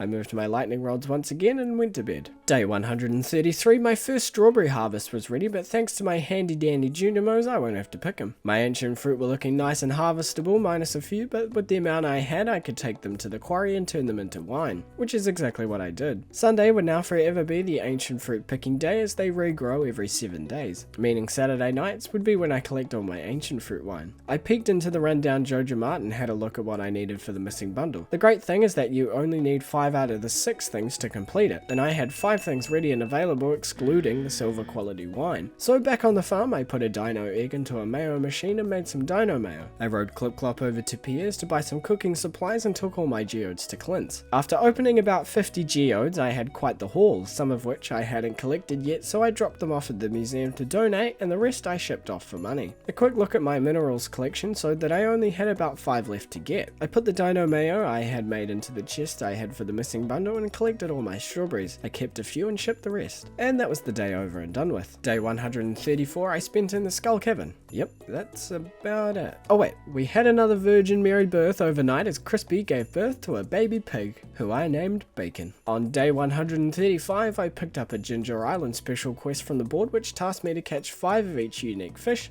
so off I went. I did bring some taro with me to plant next to the river to get my golden walnuts for farming, and then I was off fishing for the rest of the day. I caught 5 blue discus from the river, 5 lionfish from the ocean, and 5 stingrays from the Pirate's Cove, which pretty much kept me busy for the whole day. Day 136 I did some chores around the farm before going to crack open a golden coconut before realizing it was locked. Now why is that, I wonder? Because it's the flower dance. Will I be attending? Absolutely not. Not after what happened last year. I even plucked up the courage to ask Abigail to dance with me, but got absolutely rejected. Oh, I'm not putting myself through that again. So I decided to get away from my past mistakes by destroying part of the farm. I did have a reason for doing this though, because I needed some place to put my gold clock when I eventually get it, so what better place to put it than right smack bang in the middle of the farm. I continued to expand my pathways and I added a lovely little path between the slime hutch and crop area. For the rest of the day until bedtime I just spent smelting ores. Day 130 was another round of strawberries, and I'll pick that later thanks to my Junimos. I patiently waited outside Clint's, we all know how patient I am, and once inside I cracked open my golden coconut in hopes of a fossilized skull, but I got rubbish again. So really worth me waiting, eh? Over on Ginger Island, I found a 3rd gem bird outside Leo's hut, which gave me the 3rd gem to put on its pedestal. And once again, I was back in the volcano dungeon on the grind. I did find these fellas taking a nice warm soak in the lava, and I thought I'd leave them to it, after which I went to bed. The morning of day 138, I travelled back to the valley to find my Junimos frozen in time. I know they're cute and all, but this is just creepy. I gathered up all my strawberries and shipped them off. I ran around finishing up some chores before heading over to Pierre's to give him a birthday gift. I gave him a rabbit's foot because hey, everyone loves rabbit feet.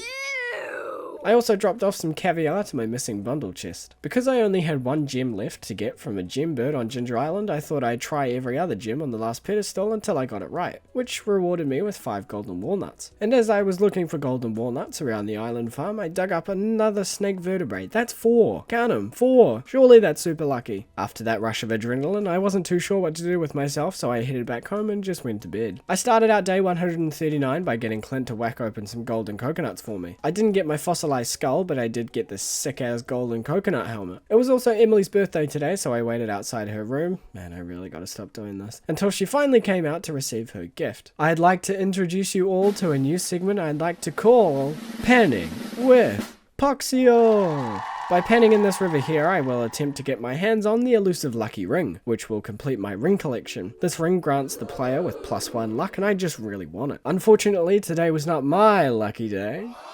But back on the farm, I collected all my ancient fruit wine from the quarry and shipped it off, where I made a solid 224,000 gold. Day 140 was a Sunday and the last day of spring, so you know what that means. Ancient fruit picking. After I'd picked all the ancient fruit out of the greenhouse, I took off to the missing bundle, as all I needed was a few more gold quality ancient fruit. I took everything inside to complete the bundle, and I said my last goodbye to the Junimos. You know, except for the ones who labour on my farm for free. It's okay, they're unionized. Up at the quarry, I re-kegged my ancient fruit. I popped into Robin's on the way past and renovated my house a little. I added a southern room and a corner room and purchased the final upgrade on my house. And for the rest of the day, my time was spent diving through the Skull Cavern. And I'll be honest here, I started on level 1 at 1240, and by the time I passed out at 2 AM, I had managed to reach level 120, which is a pretty damn good effort, and I had quite the haul to show for it. Overnight, the old Joja Mart was then renovated by the Junimos and turned into a movie theatre.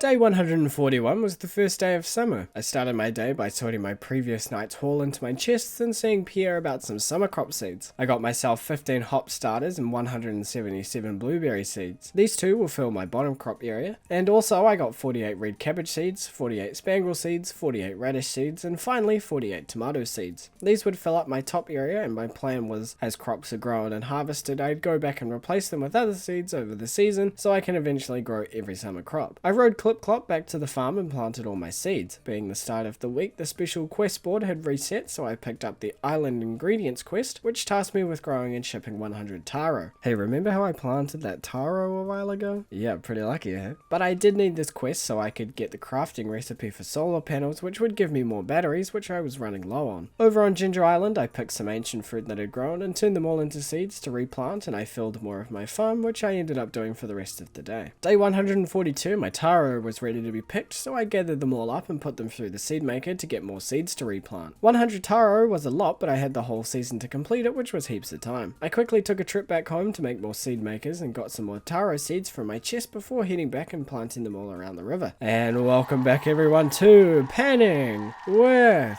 Poxio! Unfortunately, I did not get my ring today. I spent the morning of day 143 waiting outside the saloon in the pouring rain and thunder, because I needed more salads, and I think that's a very reasonable reason to stand out in the rain for 3 hours, right? I busted out some sick moves on Clip-Clop heading down to the beach, and I took the boat across to Ginger Island, where guess what? I was back in the dungeon doing what? Grinding, of course, always grinding for those resources, which took up the rest of my day actually. Day 144, I headed on down to Marnie's ranch, where I definitely did not wait for Jazz to leave her room to jump scare her with a birthday present. That's just not like me. And then it was back to Ginger Island, where I picked some ready to harvest ancient fruit. I turned them all into seeds and replanted them on the farm. And then of course it was time for our favourite segment, and say it with me now, Panning with Poxio! No, I didn't get it. Thanks for asking. On the morning of day 145, I was about to finally upgrade my pickaxe to iridium when... Clint, no, don't do this to me, man. Instead, I headed down to the pier off the tide pools and caught myself the crimson fish, the 4th legendary fish. Thank God I didn't have any problems with this one, because my heart would not have been able to take it. Later that evening, I went to see how many golden walnuts I needed to open Mr. Key's walnut room, and it turns out I had over 100 because he kindly let me in. I had a quick look around, but I won't be using this room much until a bit further on. To finish off the day, I added a couple more crystallariums to my shed and called it a night. Day 146, I started out by working on the bottom of my animal area.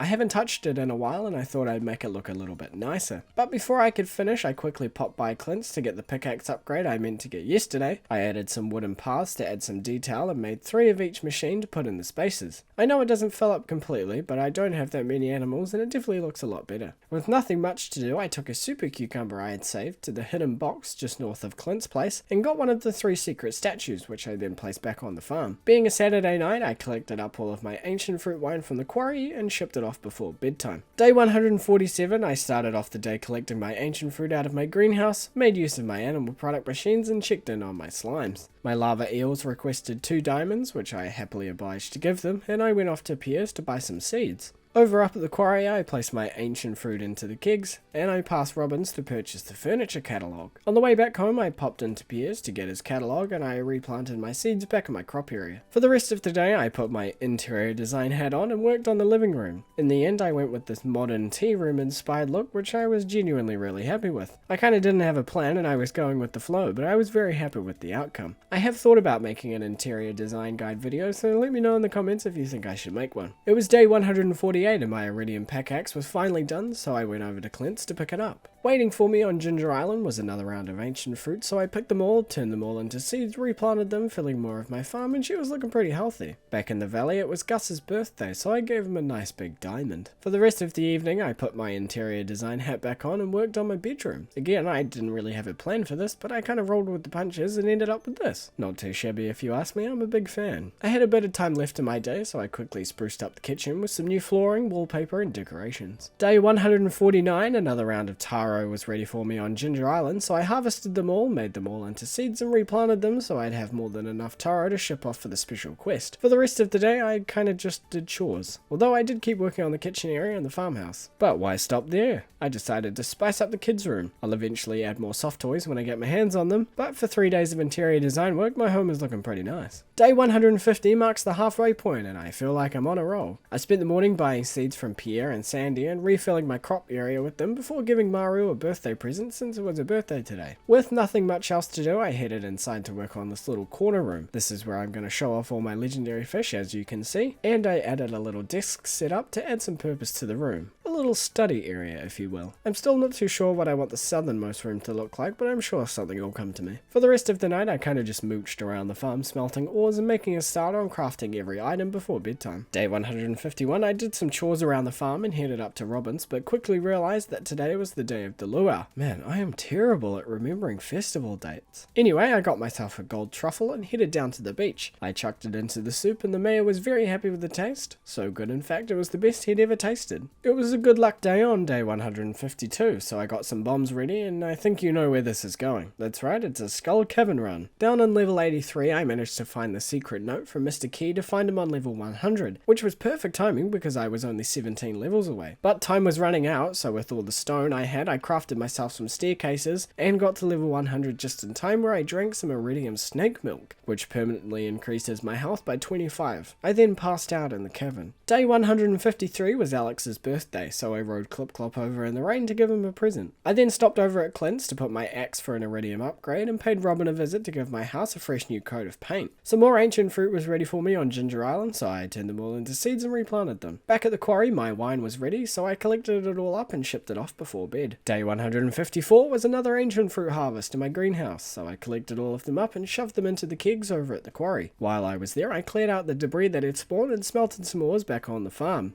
I took a quick trip to Robbins to purchase a ton of wood, and if it isn't obvious by now, I'm expanding the quarry with more kegs. After smelting copper and iron ore for most of the day, I had 110 kegs ready to go. Day 155, I started out my day by picking up my now complete iridium axe from Clint's. Cheers, bud. And then I headed up to the quarry to place down all the kegs I had made, which almost filled up the quarry, but just not quite. Honey was blocking my way to get back onto the farm and I had an absolute nightmare navigating my tree farm, but once I rode on through down to the boat and it was off to Ginger Island. More ancient fruit had grown, so I put them through the seed makers and replanted them all. How did I spend the rest of my day, you ask? Well, it was back at the dig site for panning with Poxio! No, I did not get the ring. Day 156, I woke up to a riverside full of taro, which I went through and harvested. I shipped them all off except a few just in case I needed them for cooking tomorrow, and I'll complete the special quest. Back on the farm, my blueberries had been picked by my lovely and unionized, might I add, Junimos, so I collected them all and shipped them off. Down in the sewers, I paid the Statue of Uncertainty a visit and paid to have my foraging skills changed overnight. I don't have much use to have more wood chopped from trees, so I was going to opt for the double foraging chance perk and guaranteed max quality forageables perk.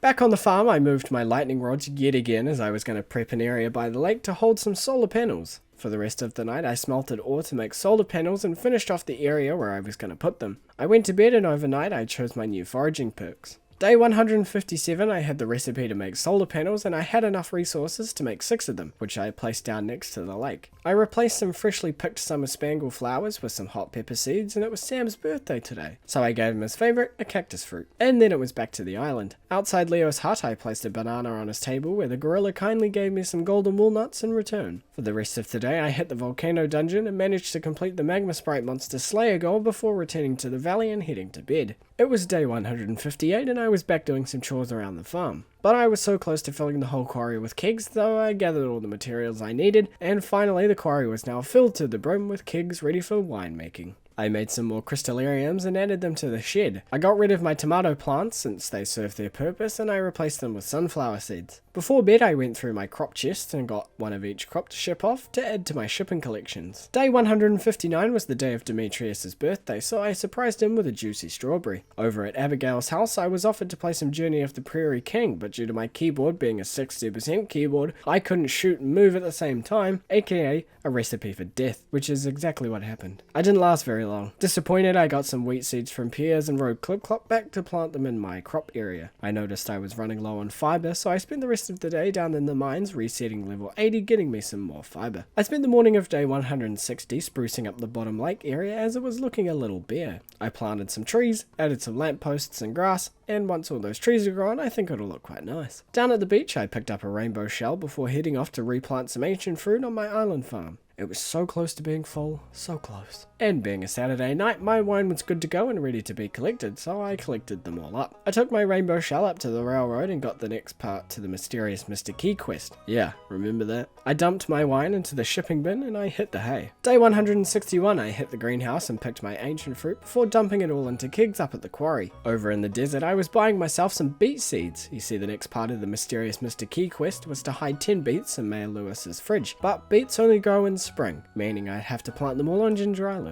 But before I could, I showed Alex my undeniably solid sporting skills.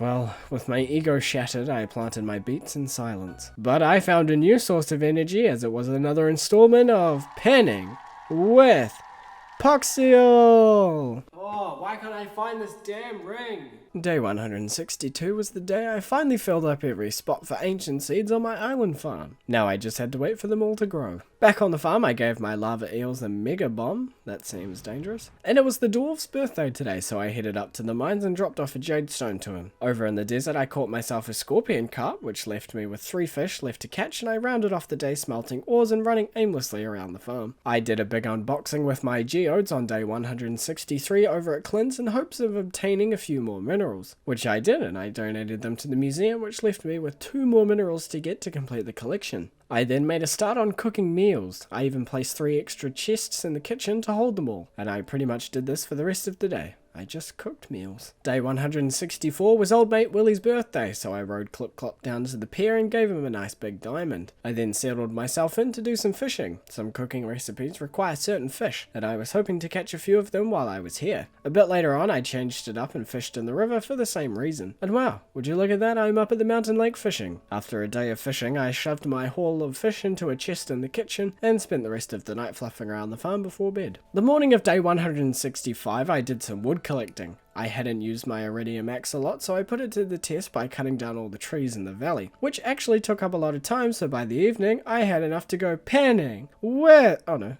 never mind, I'm just fishing. I fished myself up a fossilized spine, which left me with only one more thing to get for Professor Snail, and it was that damn skull from a golden coconut. Okay, now it's time for panning with Poxio! God, I swear to God, I'm never gonna get this stupid ring. It's just so stupid. Why did they do this to me? It's just a stupid ring. Like, why can't I get it? It's so easy. Day 166, I picked and replanted my sunflowers before heading back to the island. While I was there, I handed Leo a duck feather since it was his birthday today. At the island trader, I purchased a couple of recipes and a couple of golden coconuts, and then I headed into the volcano dungeon for the day. Back on the farm, I had a quick look at my shipping collection page, and it was looking a lot better than when I started this 200 days. With nothing else to do, I decided to head to bed. Day 167, I braved the rainy weather and did some chores around the farm. Over at Clint's, I opened up those 2 golden coconuts I got from this island trader yesterday, and I finally got the fossilized skull. So you can guess exactly where I was headed next. But before I could drop off the skull, I found Leo contemplating life on the beach. My beets had finally grown, so I harvested all of them, and then I dropped off the skull, which completed Professor Snail's mini museum of fossils. Back in the valley, I took 10 beets to Lewis's house, and then I was tasked to give the desert dragon his last meal. But luckily I knew exactly what that meant, so I headed off to the desert and I fed the dragon corpse a solar essence. And in true treasure hunt fashion, of course, the final prize was waiting for me right where I started, in the log pile in my own house. So I was awarded the casino club card, which allowed me to get past the security guard in the Oasis shop. So of course I went there to see what it was all about. I bought myself some key coins and slaved away on the slot machines. I couldn't turn a profit, so I tried my hands at a game of Calico Jack, but I didn't know how to play and I got my ass handed to me, so I left with my tail between my legs. I'll be back. But it wasn't all bust, because my wine was ready for me, so I paid the quarry a visit and collected them all before shipping them off and heading to bed. Day 168 was the final day of summer. I harvested all of my ancient fruit from the greenhouse, but unfortunately, because there was a festival being set up on the beach, I couldn't access the boat to get to Ginger Island, so I had to craft myself an island warp totem. But once I was there, I harvested more ancient fruit and kicked them back up at the quarry. I spent the rest of the day moping around the farm, tidying things up for the fall season. I smelt the fresh fall air the morning of day 169, and it's time for my favourite season. I cleared out all the dead and alive crops from my crop area and mooched on over to Pierre's. I bought myself a whole load of cranberry seeds for the bottom field and 48 seeds of each yam, bok choy, pumpkin, and amaranth. I was pretty much going to go with the same setup for my crops as summer. In the top field, as crops get harvested, I'll replace them with new ones so I can grow lots of each crop to have ready for me when I need them. I picked up the juicy bug quest from the special quest board in town and headed into the volcano dungeon, as I wanted to replace that one dragon tooth I used yesterday by bypassing the beach. And yep, I ended up with 6. And this is pretty much what I did until bedtime. Day 170 was Penny's birthday, so I gave her a nice emerald. Over at the wooden bridge by the movie theatre, I fished up the final legendary fish I needed, the angler. I went to put it in my aquarium, but unfortunately you can't have more than 4 fish at a time in there. So after a while of trying to figure out what I was going to do, I kept the same layout, but I kept all the seasonal legendary fish in the main tank, and the mutant carp can chill in the smaller one for now. Over on the island farm, I took some pineapple seeds and planted them around a few quality sprinklers. To finish off the day, I fished at the mountain lake and caught myself a midnight carp, which meant I had 1 fish left to catch. The morning of day 171, it was straight to the beach to catch the final fish. I caught myself an albacore and it was complete. I have caught every single fish. Afterwards, I had to deal with a grouchy George. I made short work of the juicy bug special quest down in the mines by applying some monster musk and going to town on the bugs. I dropped off all the bug meat to Willie and headed back home. Day 172, my day started off well as I got another star drop in the mail courtesy of Willie. After doing some chores around the farm, I found Willie on the beach using that bug meat I had got him, and he taught me how to craft a quality bobber in return. Over on Ginger Island, I found a couple more golden walnuts before we went panning with Poxil. And I got it! I got the ring!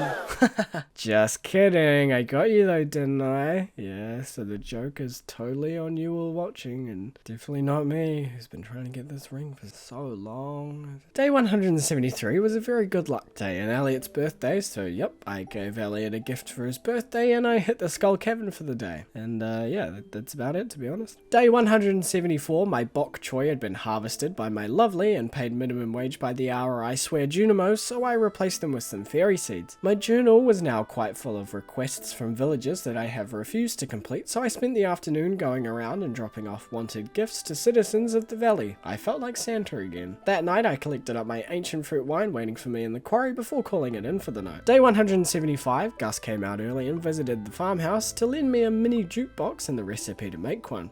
What a nice guy. I then picked my ancient fruit out of my greenhouse and island farm before kicking it all up at the quarry. By my calculations, by the time all of my ancient fruit plants had grown on Ginger Island, I'd have more fruit than I would kegs, so I paid Robin a visit to get myself a shed that I would fill with even more kegs. And back on the farm, I added a few pathways to decorate it a wee bit. I then made a few more crystallariums to add to my shed and cooked a few more meals to add to my collection, which pretty much kept me busy until bedtime. Day 176, I stuck a wild plum in a preserve jar to make some jam that I can add to my shipping collection, and my amaranth had been harvested, and so I replaced them with some artichoke seeds. While passing through town, I checked the special quest board and probably got the easiest crop order quest I've ever seen. 100 cranberries and I've already got a field full of them. Too easy. Over on the island, I picked up Mr. Key's Danger in the Deep quest, which resets the mines and makes it harder to get to the bottom. So I made a start on making my way down. By the end of the day, I had made it to level 20. Not too bad, and I thought I was in good stead to have the mines completed by the end of the week. Day 177, I shipped over 200 cranberries, which finished the crop order quest in record time, and then I went back to the mines. I was having trouble with doing enough damage, and my galaxy sword just wasn't putting out, especially when surrounded by flying squid. But I managed to get to level 50 and a few radioactive ore before calling it a night. Day 178, I was straight back to the mines and I kept progressing down, but it was on level 52 that I met this disgusting ghost thing, which, if it hits me, makes me too nauseated to eat. So I ran away, but I had a plan. I bought myself the Infinity Gavel from the Adventurers Guild, which I then took to the forge up at the volcano. I got myself Artful, which halves the ability cooldown, and forged 3 rubies into it, giving it more damage. So I went back and my gavel was working quite well. I was definitely getting through these monster-filled floors a lot faster than before, but unfortunately I passed out on floor 59.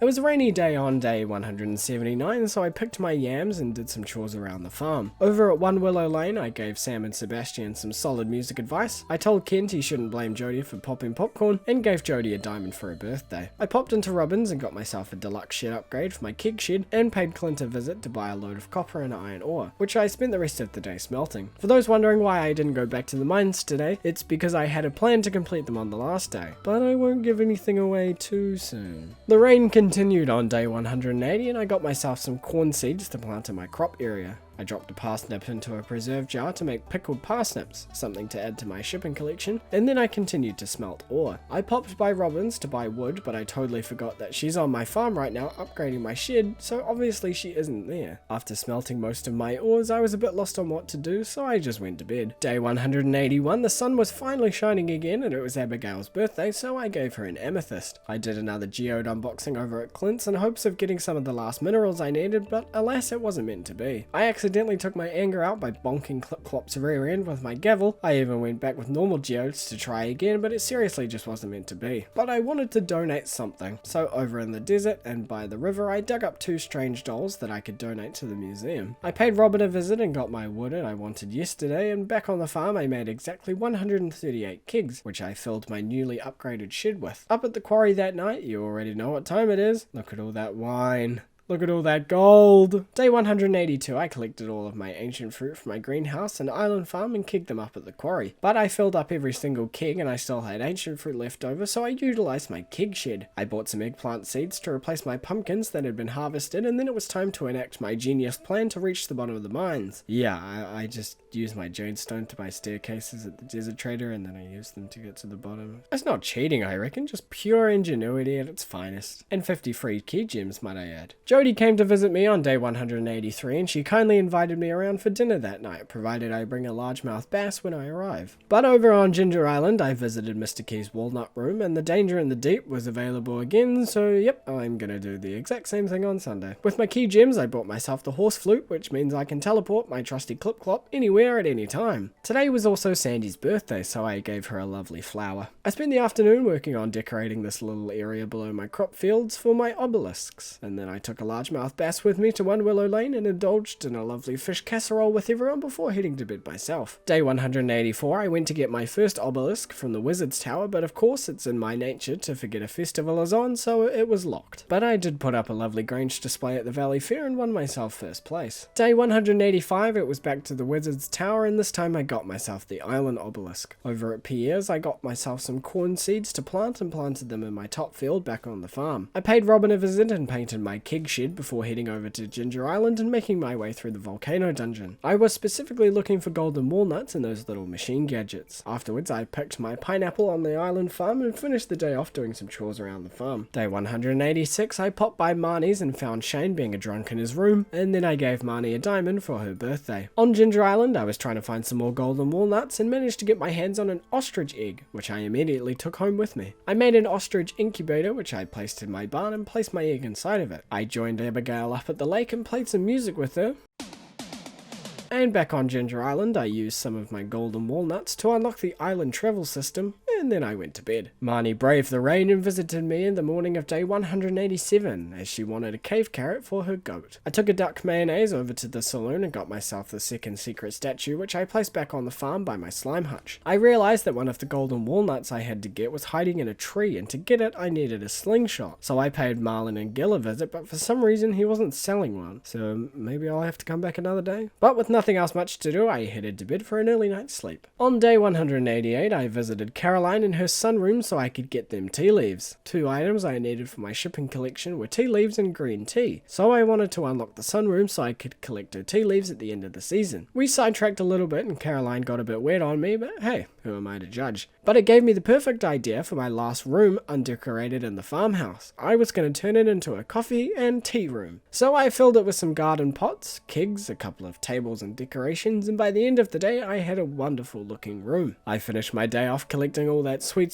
money making ancient fruit wine. Day 189 was a repeat of today 1 week ago, but it was also Robin's birthday. So I collected all of my ancient fruit, kegged it up at the quarry and in my keg shed, popped into Robin's to give her some goat cheese for her birthday, and staircased my way down to the bottom of the mines, which gave me another 50 key gems. Day 190, I took some maple syrup to the secret forest and had a lovely chat with the talking bear, who gave me the ability to sell salmon berries and blackberries at 3 times the gold. What an absolute score. Over in Mr. Key's walnut room, I spent my key gems on 2 Junimo chests, and wow, look at that, danger in the deep again. I placed down my Junimo chest next to both my houses and placed some tools in there that I hardly use anymore. I headed over to Caroline's sunroom and picked off a tea leaf and took it home. I crafted some tea saplings and planted them in my tea room along with some coffee plants. Very nice me, very nice. I had received a few more cooking recipes over the last few weeks, and so I spent the rest of the night making them before calling it an early night. It was day 191 and I was back to the sunroom to yoink one last tea leaf, which I put into one of my kegs. Down at the Wizard's Tower I bought myself 2 more obelisks, the Earth Obelisk and Water Obelisk, which left me with just 1 to get. Once my tea was done, I shipped off both the tea and tea leaves to add to my collection before bed. Day 192, I was ticking off more villager requests from my journal and down in the Skull Cavern gathering resources. Day 193, I decided I wanted to forge my tools, so I ended up getting the Swift enchantment on both my axe and pickaxe, meaning they swing faster. Probably one of the better enchantments to have. I then spent the rest of the day in the kitchen whipping up some delicious meals to add to my collection. Day 194 was another Skull Cavern run, and I ended up completing the Mummy Monster Slayer goal today, but apart from that, nothing else really happened. Day 195 was the exact same. I hit the Skull Cavern again in search of minerals and resources, but this time I managed to complete the Serpent Monster Slayer goal. But it was Saturday night, so I collected my ancient fruit wine from the quarry and keg shed, and in total I sold 482 bottles of wine, which would give me just over 1.1 million gold. Hey now, that's some good profit. It was the Spirit's Eve festival again, so I stayed out past my bedtime to run through the maze and get myself the golden pumpkin before heading to bed. On day 196, I took a break from the dusty smell of the Skull Caverns and collected all of my ancient fruit from my greenhouse and island farm and shoved them into kegs.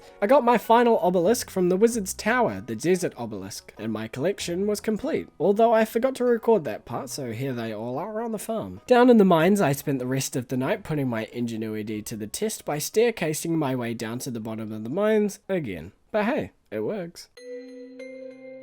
Day 197 was the very first day of my second winter in the valley, and my ostrich had finally hatched. So I named him Henry. Already sick of the cold weather, I travelled over to Ginger Island to pick my pineapples and spend my key gems on Pierre's missing stock list. Back in town, I dropped off a birthday gift to Krobus and handed Pierre his missing stock list, which gives me access to buy any seeds during any season. Over at the saloon, I bought myself some more salads and decided to clear out the dig site over on the island before bedtime. Day 198, it's time for the final segment of Panning with Poxio! God, I spent all day here. How is it possible that I cannot find this stupid ring?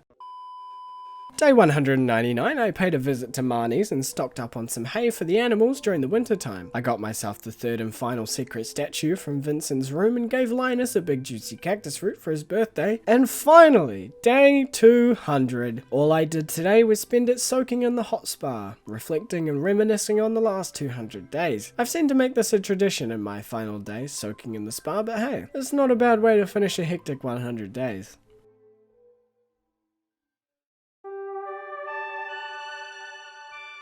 I was back on the farm once again on day 201 and I spent the morning reacquainting myself with the farm since it had been a while, so I just did some chores. Also, I should clarify now that to help me keep a track of everything I needed to do to achieve perfection, I no joke had a notebook beside me the whole time, and I had a checklist in that notebook which does come in handy quite a lot. But anyway, I took a rabbit's foot across to the movie theatre car park and handed it to the truck driver where I received the special charm, which increases your daily luck. Not too bad to have when I go panning for that damn lucky ring. Trying to complete another secret note, I headed up to the bathhouse to fish out Abigail's necklace that she had lost. But of course, being winter, the water feature is frozen over. Looks like I'll have to come back in spring. Down on the beach, I dug up a snow yam, one of the last things I needed to ship in order to complete the shipping collection, and that night I finished off the day making some cooking recipes before heading to bed. Day 202 started out with paying Pierre and Sandy a visit to pick up some kale and rhubarb seeds that I hadn't grown yet, which I then planted on Ginger Island, since Ginger Island lets you plant any seeds during any season. I then stopped in to see Marlon and Gil at the Adventurers Guild to see if they were selling a slingshot, and look at that, they were. Hallelujah, because I was very worried at the end of the last 200 days that I couldn't get it. But why get a slingshot, you may ask? Well, there's a pesky golden walnut which can only be obtained from shooting it down from a tree, which is exactly what I did. Hooked on trying to get all the golden walnuts, I made some flute blocks and headed to the beach outside the Pirate's Cove. But I realized as I got there it had to be raining, so I guess I'll just come back another day. Over in the desert, I traded in my surplus of Omni Geodes for some artifact tropes before getting myself the stone Junimo behind the community center. I then spent the rest of the night stumped on trying to obtain the golden Lewis statue. Like this honestly took me an embarrassingly long time to figure out. But I got there in the end. It was day 203 and it was a Sunday. If you haven't seen my other videos, then I should preface that Sunday is my ancient fruit collecting day, which is exactly what I did. I then collected up all my wine from the quarry and replaced them with more ancient fruit to be ready in a week's time. And then I did the same in my keg shed back on the farm. Today was also Caroline's birthday, and so I handed her one of her favorites, a fish taco. Hey, I'm definitely not judging or anything. I'm not like that. I don't judge people like that, okay? Over on Ginger Island, it was pouring with rain, so I took the opportunity to play the mermaid song and I got my hands on 5 more walnuts. For the rest of the night, I sadly said goodbye to half of the tree farm. My tree farm had served me well, but it was time to get rid of it and make way for the golden clock area. That's right, I wanted my golden clock to have some prime real estate on my farm, and oh boy was it gonna get it. Day 204, I continued to work on my golden clock area, which I mapped out with some stone walkways to give myself a visual idea of where I was heading. I then headed over to Ginger Island as I realized I had 1 golden walnut left to get. I was literally at 129 out of 130 walnuts. But the bird for some reason wasn't giving me any clues, so I was on my own to find the last walnut. Unfortunately, I had no luck finding it, so I headed back to the valley that night where I potted around the farm until bedtime. Day 205, I started out doing some chores around the farm, and then I was back to Ginger Island, determined more than ever to find myself that last golden walnut. After calculations, thinking, ascending past the 3rd dimension, and a little help from the Stardew Valley wiki, I figured out the location of the last walnut. I now had all 130 walnuts and I ticked golden walnuts off the checklist. I then spent most of the day crafting things, as another part of perfection is to craft every item, which honestly kept me busy for the rest of the day. Day 206, I headed on over to Ginger Island to hand in the rest of my golden walnuts for key gems, and back on the farm I decided to ditch the diamonds and crystallariums idea and set them all up with jadestone instead. I wanted a lot of staircases. I then filled the area around the golden clock with statues and grass. I have a couple more statues to get, but for now it's taking a nice shape, I think. Up at Robin's, I settled the tomato debate between Robin and Demetrius with the only correct answer, it's a vegetable. Of course it's a vegetable. And then I surprised Sebastian with a frozen tear for his birthday before calling it a night and heading into bed. It was time to open my artifact troves on day 207, so off to Clint's I went. I did manage to get my hands on the bone flute, which ticked another artifact off the list. And then I headed on over to the movie theater. I got there a bit early, so I waited around until 9. I wanted to play the crane game, but this stupid guy was in the way and he wouldn't let me play. So I thought I'd watch the movie in hopes that he would have moved on, but no, as I came out he was still standing there. Oh well, I'll just have to come back another day then. Down on the beach, I managed to dig up a dried starfish, another artifact I didn't have yet, and over at the dig site on the island, I found a couple more while clearing it out. That night, I rode Clip-Clop around the Cindersnap forest trying to find the last artifacts, but came up short, so I headed to bed. I started out day 208 mooching around the farm, completing some chores before heading over to the museum to donate those artifacts I had found yesterday, leaving me with only one to get, which was the elvish jewellery, which can only be found from artifact troves or artifact spots around the Cindersnap forest.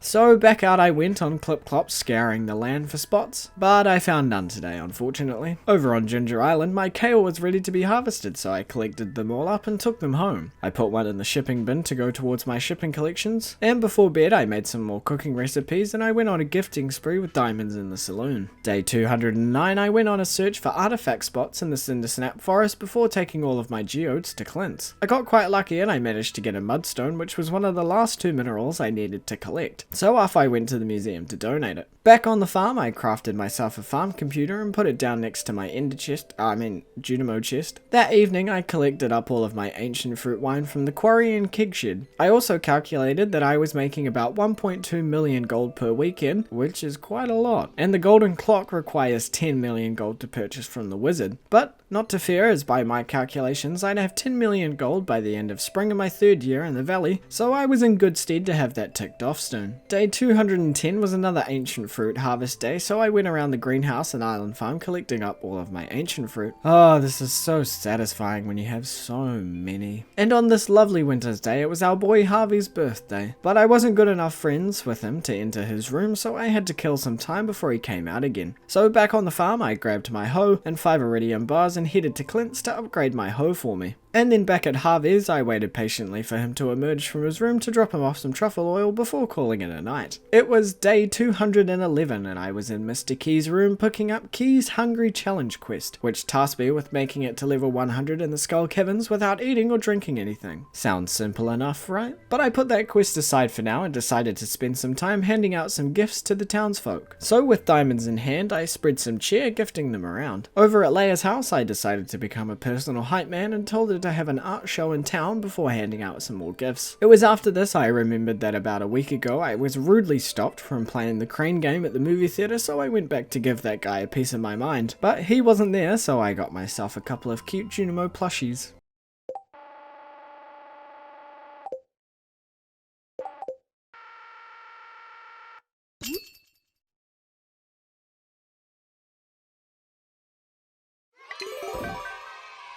Which I took back home and placed in the kids' room. That evening, the night market was back in town, so I headed on down to the beach. While I was there, I purchased myself a painting of clouds and saw some things I'm never going to be able to unsee. I went to bed that night and I dreamt about some very, very strange things. And about how awesome I am, of course. Day 212, my iridium hoe was done and ready, so I paid Clint a visit to pick it up. I then rode Clip-Clop around the Cindersnap forest once again, looking to see if I could find this elvish jewellery, but unfortunately today was not the day. But today was a great luck day, so you know what that means. That's right, we're hitting the Skull Caverns today. Hey, you remember how I picked up that quest where I can't eat or drink anything in the caverns? Yeah, so I kind of totally forgot about that. As you can see here, while I try to eat but quickly realized that I can't. So it was with caution that I continued going down and collecting materials as I went. But then, on floor 64, disaster struck. I got way too cocky and I died.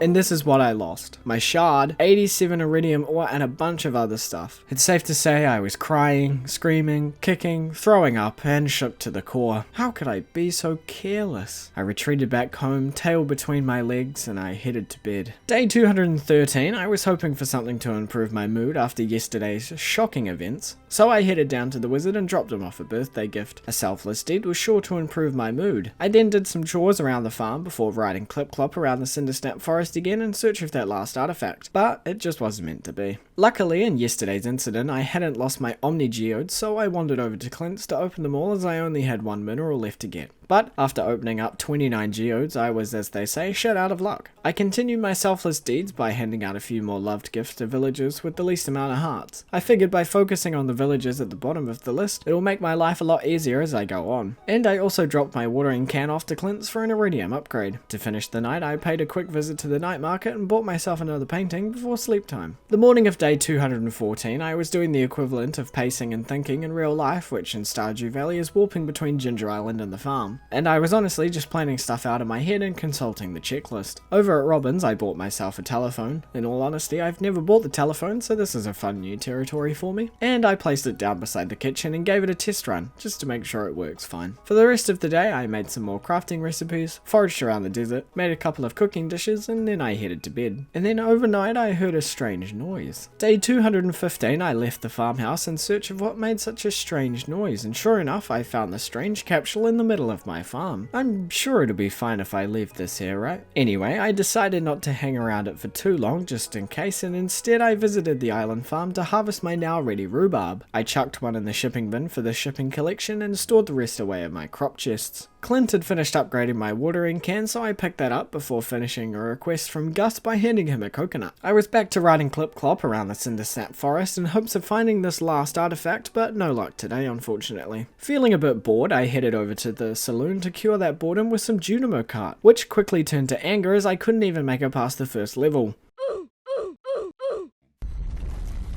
So I decided a better use of my time would be to hand out some gifts for the rest of the day. Day 216 started out with some chores before heading on over to Evelyn and George's place. While I was there, I helped Harvey deal with a grouchy George, and I gave Evelyn a present for her birthday. Back on the farm, I added some more crystallariums to my jade shed and started working on filling in this last square. I first chopped down the trees by the lake so it was a bit more visible, then I decided to turn it into a little sitting area. I added some pathways, seats, and some grass to a lovely campfire, and I think it looks quite cozy and nice. Of course, being a Saturday night, I paid a visit to the quarry to collect up all of my wine as well as the keg shed and ship them off before bed. Day 217 started out with an ancient fruit harvest across the greenhouse and island farm. Once I had all my fruit, I went along and shoved them all into kegs for that sweet, sweet wine. The travelling cart was also here today, and I was on the lookout for a rare seed as one of the last shipping collection items I needed was a sweet gemberry. And lucky for me, she was selling just what I needed. After looking around for artifact spots around the Cindersnap forest, I headed on over to Ginger Island. I found Harvey on the beach looking like an absolute snack. You gonna make me act up.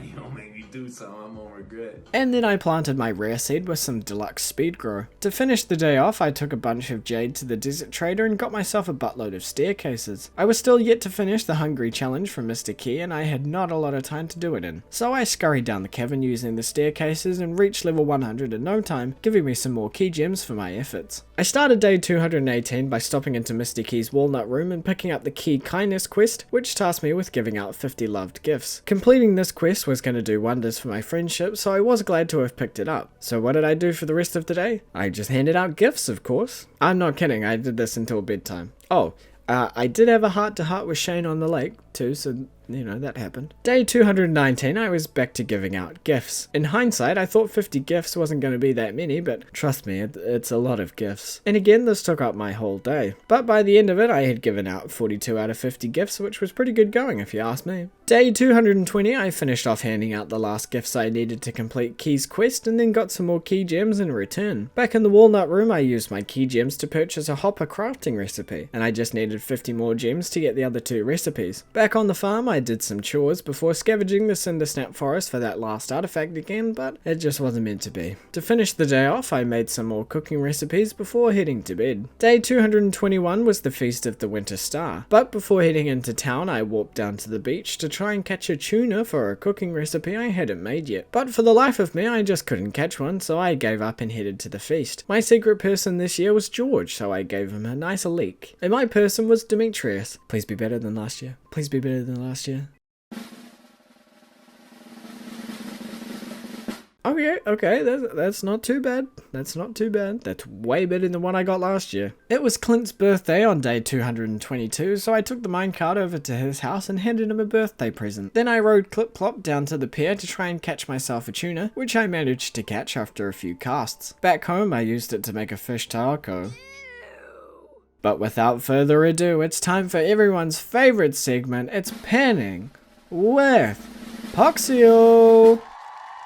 You already know how this works. I'm looking for the elusive lucky ring, which can be obtained from panning. It's the last ring I needed to complete my ultimate collection, but unfortunately I did not pan up the lucky ring today, so you'll just have to stick around until the next episode of Panning with Poxio. The morning of day 223, I didn't know people can call you on the phone. Hey pal, you just blowing from Stupid Town? So I got quite the fright when Pierre called me.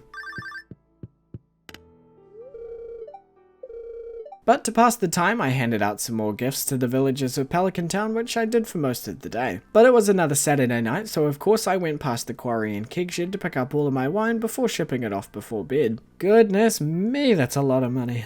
Day 224 was the final day of year 2, and it started out as any normal Sunday would. I picked my ancient fruit from the greenhouse and island farmed and dumped most of them into the kegs up at the quarry, but before heading to the keg shed I waited patiently up at the playground to get my hands on the big Junimo plushie. To be honest, I'd been meaning to get this for ages, I just finally remembered to actually do it. I then dumped the rest of my ancient fruit into the kegs in my keg shed and headed to the desert to get myself some more staircases. That night I made a shrimp cocktail and kinda just stared over my farm for a while before bed. While I was sleeping, Grandpa's ghost showed up and told me about how proud he was of my progress.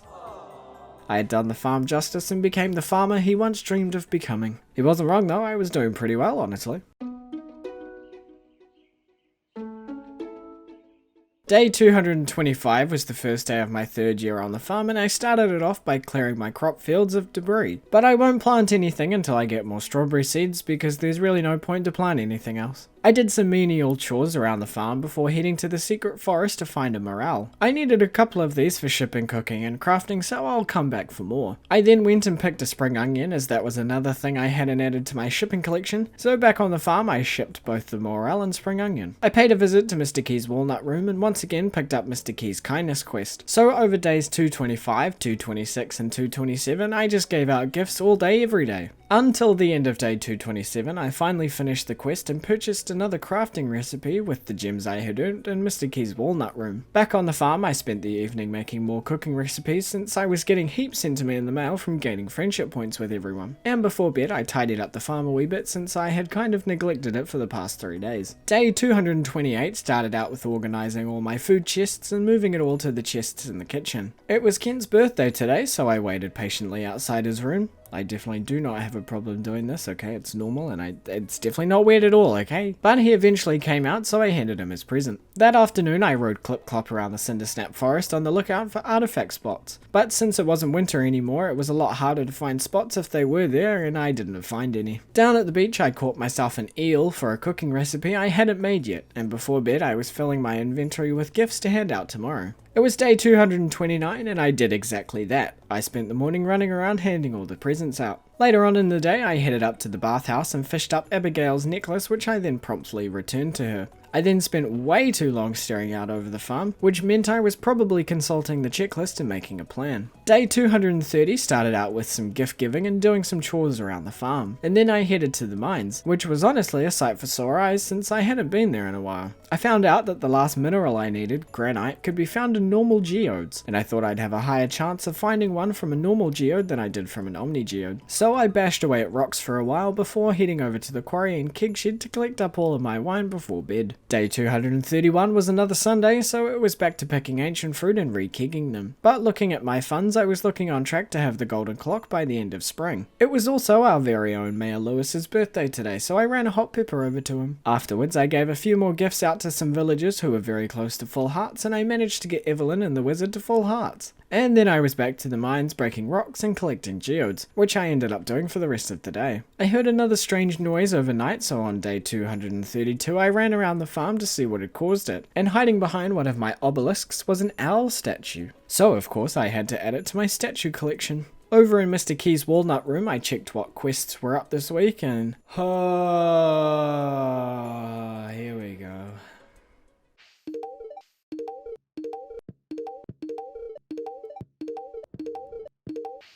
That night I hit the mine again to gather some more geodes before bed. Day 233 I gathered up all of my geodes and took them to Clint's and crossed my fingers for a piece of granite, and there it is, with this dull, grey, beautiful piece of mineral. I finally completed the minerals collection.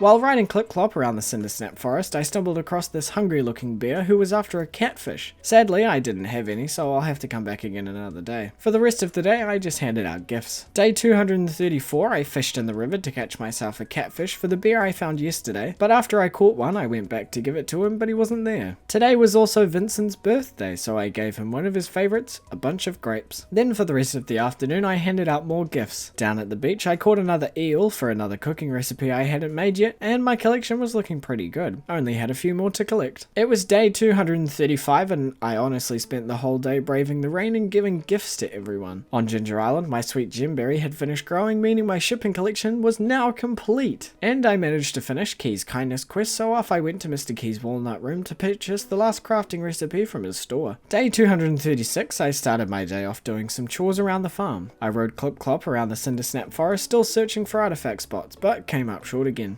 However, now that it wasn't raining, I could finally give the bear that catfish he wanted, and he asked me to bring him the next food item, and the next, until I gave him his last one. To say thanks, he flew Mary Poppins style over the valley, magically cleaning it up, which honestly I probably could have done in a day with a plastic bag and gloves, but hey, each to their own. For the rest of the day, I kinda just mooched around the farm until bedtime. Day 237 was the Egg Festival. I went around the crop area with my hoe and watering can, preparing the fields for strawberries before heading into town. I bought enough seeds to fill the 2 fields and started the egg hunt. I'll be honest, I didn't get as many eggs as I had the last 2 years. I was kinda feeling off my game a little bit, but I still absolutely demolished everyone, so it doesn't even matter. Anyway, back on the farm that night, I planted all of my strawberries and headed out on Clip-Clop to gather as much wine as I could from the quarry, but I passed out just before I could get all of it. Day 238, I finished collecting all of my wine from the quarry and keg shed, harvested all of my ancient fruit, and re-kegged them all ready to go. Today was also Haley's birthday, so of course I found her by the fountain and handed her a lovely sunflower. Over in the desert, I traded my jade for more staircases, you can never have too many, and sat on Clip-Clop watching the sunset for a while. It's just so peaceful. It was day 239 and I was over in Mr. Key's walnut room to see what quests were up this week. I'm very thankful his 50 love gifts quest wasn't up this week. I think I honestly would have gone insane. So I accepted Key's hungry challenge again and headed to the skull cavern to make my way down. Now some of you may think this is cheating in some ways, but using staircases makes these things so much easier. I stopped off at a couple of Pepper Rex infested levels as they were the last monster slayer goal I needed, and I made it all the way down to level 100 in no time at all. After that I kept on staircasing down, collecting iridium ore when it was close,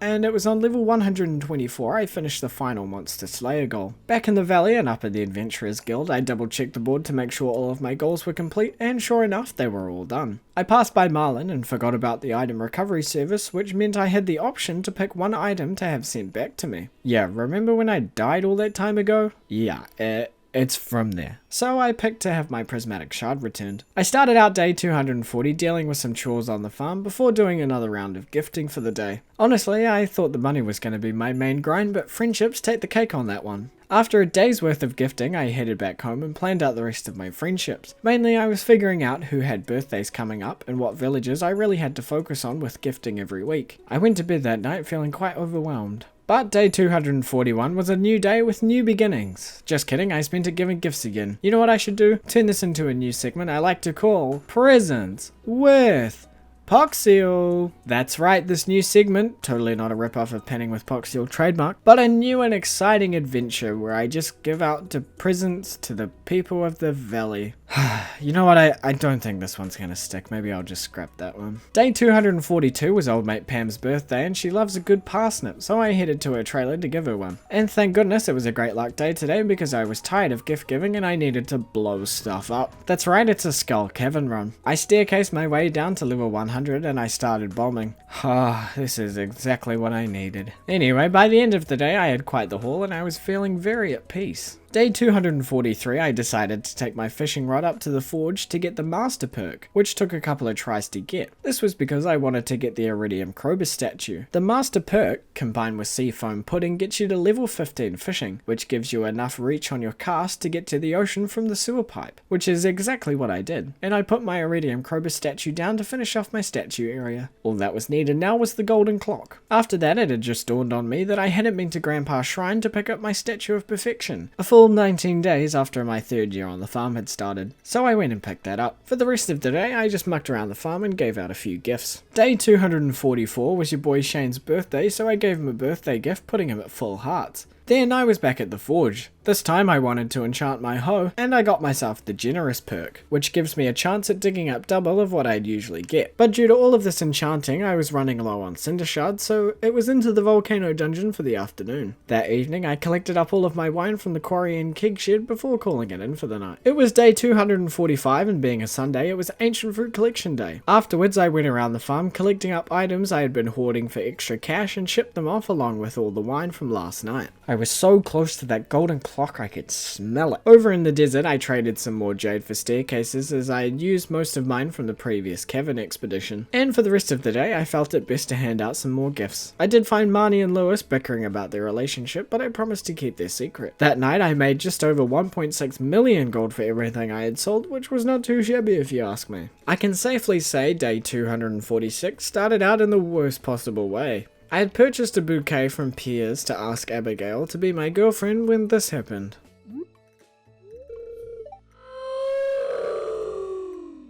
They ask you how you are, you just have to say that you're fine when you're not really fine, but you just can't get into it because they would never understand. Turns out you need exactly 8 hearts and I hadn't quite got there yet. Looking for anything to help redeem my self-esteem, I picked up the Danger in the Deep quest from Mr. Key's Walnut Room and I headed to the mines. I mainly needed this quest for radioactive ore as I needed some for crafting recipes, so as I was staircasing my way down to the bottom I stopped to mine any I could find. After I had reached the bottom and received my key gems, I gathered some gifts ready for tomorrow and headed to bed. The next day, on day 247, I used the radioactive ore and bars to make some crafting recipes I hadn't made yet, before handing out those gifts I had with me. In the town square I helped Shane with a scene for his film. Man, I should totally be a movie star. Seeing it was a good luck day, I thought I'd spend a while playing the slot machines at the casino to win big and get myself the second to last rare crow. For you see, I needed to collect all of them to get the crafting recipe for a deluxe scarecrow. After winning big, I got my rare crow along with a top hat and some farm warp totems. Over on Ginger Island, Linus and Willie met Leo and I on the pier, and we managed to convince Leo to move over to the mainland with the rest of the villagers and start a new life, which he was very excited for. And then it was back to presents with Poxio for the rest of the day. Day 248 was the flower dance. This year I had no choice but to attend, as at Pierre's stall I got the last rare crow I needed and the tub of flowers crafting recipe. Luckily this year Abigail accepted my offer to dance with her and I was very relieved to say the least. Day 249 I received the deluxe scarecrow recipe in the mail, which I then made along with the tub of flowers. Also I bought myself a calendar to put next to my bed. Granted it's useless because of the UI mod, but hey,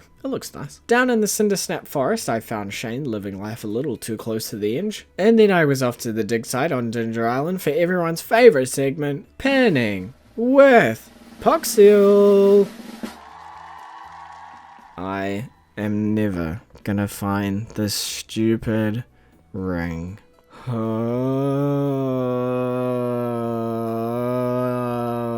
Day 250 marks the halfway point and I'm feeling pretty good about obtaining perfection by the end of these 300 days. Also, somewhere along the line, Abigail accepted my bouquet of flowers and now we're dating. I can't remember when that was, but that's a thing now. Okay, cool, let's continue. Shane paid a visit to the farm, a bit embarrassed from yesterday's events, but he said he'd do better, so good on you, Shane. Today was also Pierre's birthday, so I gave him a nice juicy rabbit's foot, which put him at max hearts. Back on the farm, I made a mini obelisk, something I hadn't crafted yet, and checked my perfection percentage, which was now at 71%. Anyway, I was popping into Pierre's to restock my fridge of cooking stuff, so I grabbed what I needed and headed home. For the rest of the night, I kinda just potted around the farm until bedtime. Leia paid me a visit on day 251 to let me know her art show was happening that afternoon. But before I could attend, I popped by Robin's to purchase a skull brazier crafting recipe, which I then crafted back on the farm. And it was also Emily's birthday today, so I dropped her off a nice emerald, which put her at max hearts. Back on the farm, I mooched around doing some chores and headed on down to the Cindersnap forest to look for artifact spots. Unfortunately, there were none to be found today. That afternoon in town, I attended Leia's art show, which was a massive hit with the rest of the villagers, and to finish the day off, I collected up all of my ancient fruit wine from the quarry and keg shed, which is easily going to put me over 10 million gold by tomorrow. Day 252 was the final day of spring, and another ancient fruit harvest, so I spent the morning picking them all and shoving them into kegs. Down at the wizard, I fulfilled my destiny as it were and purchased myself the golden clock, dumping a casual 10 million gold to buy it. But hey, I've never had the golden clock on any of my farms before, so I was very proud. For the rest of the day, I hit the mines around level 40 to collect frozen geodes. You see, I need some marble to craft a marble brazier, one of the last crafting recipes. And do you think I kept any? Of course not. Why would I have? I woke up on day 253 ready for my hot girl summer, and with my golden clock on the farm, no debris spawned. So I spent the morning whacking down my now dead strawberries, and over at Mr. Key's walnut room I picked up the Danger in the Deep quest again. Mainly because I needed a few more gems in order to buy 3 galaxy souls. And when you combine 3 galaxy souls with a galaxy weapon, like my gavel, you'll unlock its final form, the Infinity Gavel, which is exactly what I was after. Over at Clint's I opened my frozen geodes but got super unlucky and didn't get any marble, so I popped by Pierre's, picked up a bunch of blueberry seeds and headed back to the farm to plant them all. After which I headed to the mines with my staircases and headed down to the bottom. After reaching the bottom, I took off back to the walnut room and got my 3 galaxy souls along with the aquatic sanctuary, Mr. Key's hat, and some of his key seasoning. Fun fact, key seasoning makes any food dish gold quality and improves the dish's perks that it gives you. Day 254 I swapped out my old fish tank with the aquatic sanctuary, and now I can fit all 5 legendary fish in it. Let me just put a little bit of this and a little bit of that, and there we go. I then spent a while in the volcano dungeon collecting cinder shards. I was running a bit low, but by the late afternoon I had collected enough and headed up to the forge. I combined my 3 galaxy souls with my gavel and finally had the Infinity Gavel. Before bed I gathered up as many loved gifts as I could ready for tomorrow and then called it a night. Day 255 was the presents with Poxiel kind of day. I did find Shane, a change man who raises chickens now, so that was nice. And I played a quick game of Solarian Chronicles with Sam and Sebastian, but honestly I just gave out gifts all day. It was Jazz's birthday on day 256, so I surprised her with a fairy rose flower, which puts her at max hearts. And then I was back to handing out gifts. I told you friendships were a grind, and I was not kidding. 50% of these 300 days are just gift giving. That night I did pay the dwarf a visit to stock up on bombs just in case of a good luck day. Day 257, Leo sent me one of the last cooking recipes I needed, so I made a mango sticky pudding before doing some chores around the farm. I then proceeded to spend the rest of the day in the mines at level 40 to collect more frozen geodes since I still needed a piece of marble. And yeah, that's pretty much all I did today. I took my geodes I had collected yesterday to Clint's the morning of day 258 and I finally got some marble. I even had some geodes to spare. Back on the farm I crafted the marble brazier and I was very close to having crafted everything, which is why I spent the rest of the day trying to figure out what I still had to craft. That evening I collected my wine from the quarry and keg shed before shipping it all off. Even though I've obtained the golden clock already, there's still a few things I want to get that require a lot of gold. Day 259 was another Sunday, so you know what that means.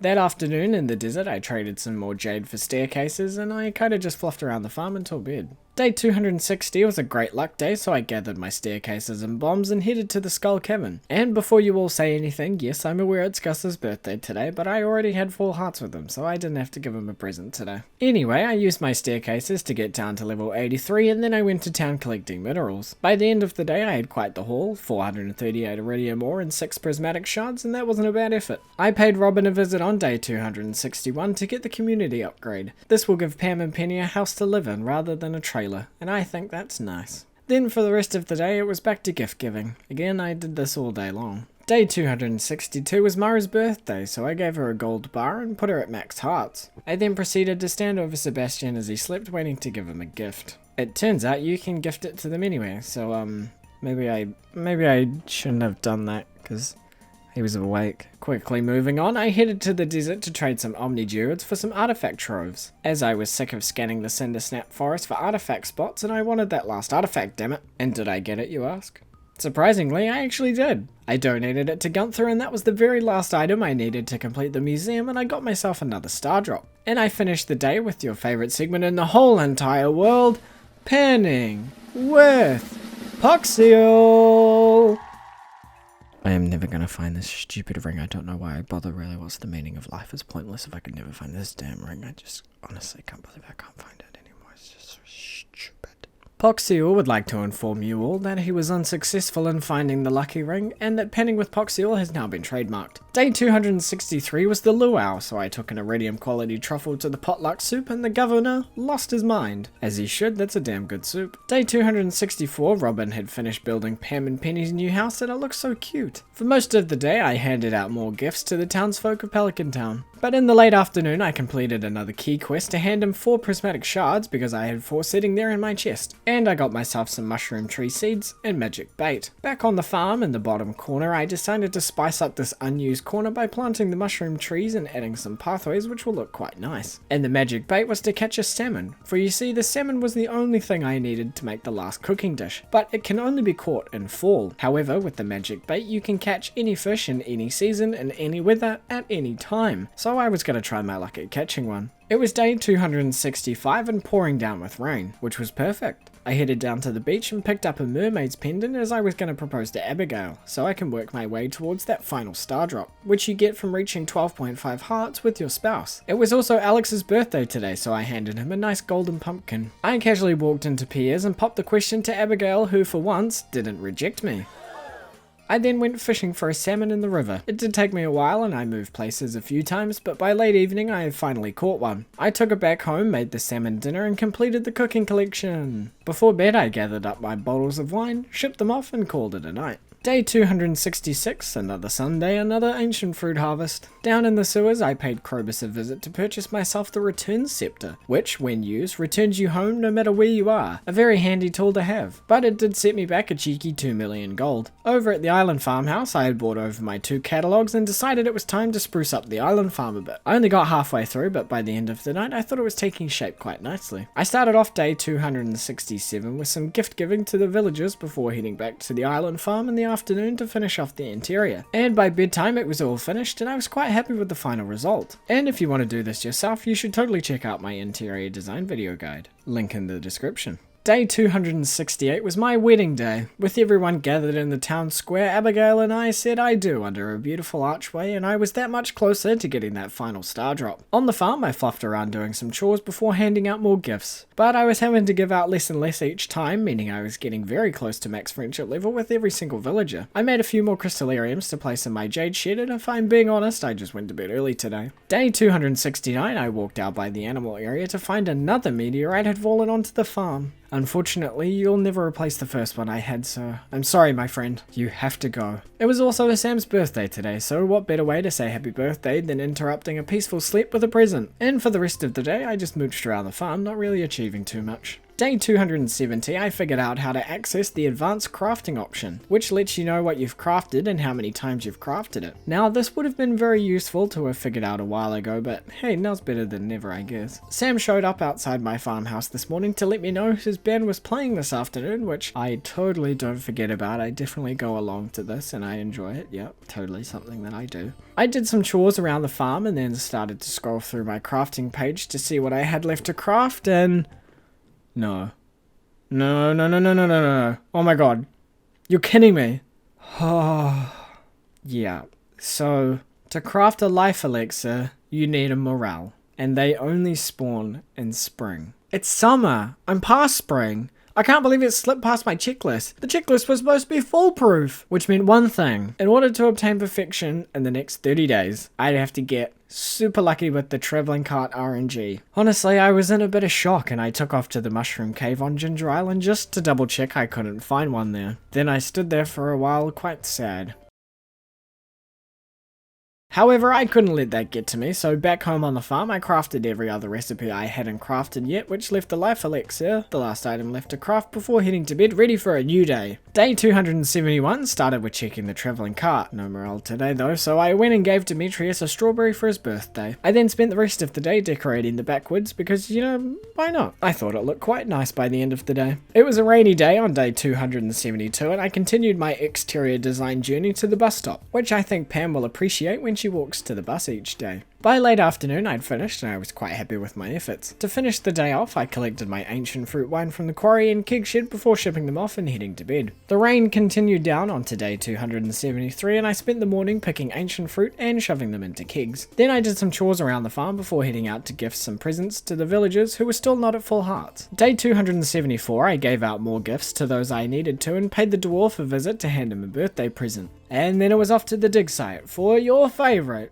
panning with Poxiel. Good god, this ring is gonna haunt me in my dreams. I can hear it mocking me now. Ha ha ha ha! Poxiel, you can't find me. Now you have to live with that for the rest of your life. Day 275 I decided to fill up the animal area with more grass as it was looking a little bare, and I topped up the bus stop area with more grass too. Afterwards I then spent the rest of day 275 to 277 smelting ores, specifically quartz, iron and gold. This was because I wanted to fill up my solar panel area, so yes, I actually spent 3 whole days smelting ores. But on day 278 it was Leo's birthday, so I surprised him with a nice juicy melon, which put him at full hearts, meaning everyone was at max hearts except 2 people, Penny and Elliot. However, they had birthdays in the first week of fall just as I had planned, so it was safe to say I had friendships in the bag. After checking the travelling cart, she wasn't selling a morel, I made the solar panels I had so patiently smelted ores for and placed them alongside the lake before heading to bed early. Day 279 I spent over on Ginger Island for another episode of Panning with Poxiel! But today's segment was special, as this was the final Panning with Poxiel segment of this series. And although I didn't get that stupid, irrelevant, and downright annoying lucky ring, I just wanted to say thank you for enjoying this segment that I came up with one day, which just stuck and became a loved bit by all. You will be missed so dearly.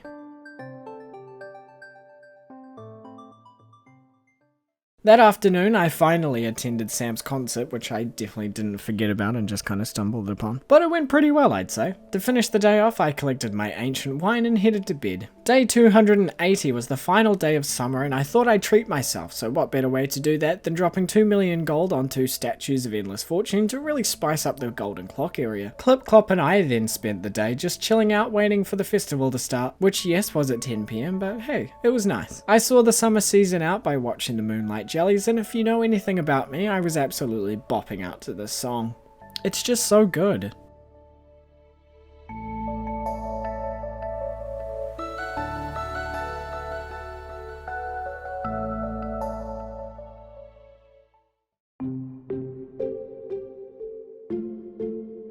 It was the first day of my favourite Stardew season on day 281. I started out my day scything down my withered blueberry plants and replacing them with cranberries. I spent the rest of the day looking for a hazelnut because it turns out I still had to craft fall seeds, and I had everything but a walnut, so Clip Clop and I scavenged the valley with no luck. But I did get a montage cutscene of Leo slowly fitting into the valley, and I think that's really adorable. Day 282 was Penny's birthday, so I gave her a lovely emerald which puts her at max hearts, meaning it was just Elliot left to go. I then scavenged the valley for any sign of a hazelnut, but still nothing, so I decided to hit the hay early. Day 283 I was back to scavenging the valley, but I still couldn't find the damn hazelnut. I didn't do much today if I'm being honest, so on to the next one. The morning of day 284 I got my final star drop from Abigail. I then decided to cut down all of the grass at the bus stop and some of the backwoods to allow more chance for a hazelnut to spawn, as I was getting none to spawn. While I waited for one though, I decided I wanted to decorate my island farm. I will admit, it was quite tough to remove the ancient fruit from my farm as they had done so well after the last 200 days or so, but it was time to say goodbye. On day 285 I headed back to the valley to give Elliot his birthday present, and that completed my friendships. I thought I'd never see this day in my life, but here we are. And then I continued to chop down my plants until they were all gone and I had an empty farm to work with. So I started work on my new farm. I was purely going for aesthetics with this farm and I really had no plan. But I trust my gut instinct and got to work planning it up by placing down some sprinklers before bed. Day 286, I finally found a hazelnut in the bus stop area, and then upon checking my foraging chest, you won't believe this, but yep, I had 10 in there already. Of course there were 10 in there, why wouldn't they be there already? I then spent the rest of day 286, day 287 and day 288 working purely on the new island farm. And I have to say,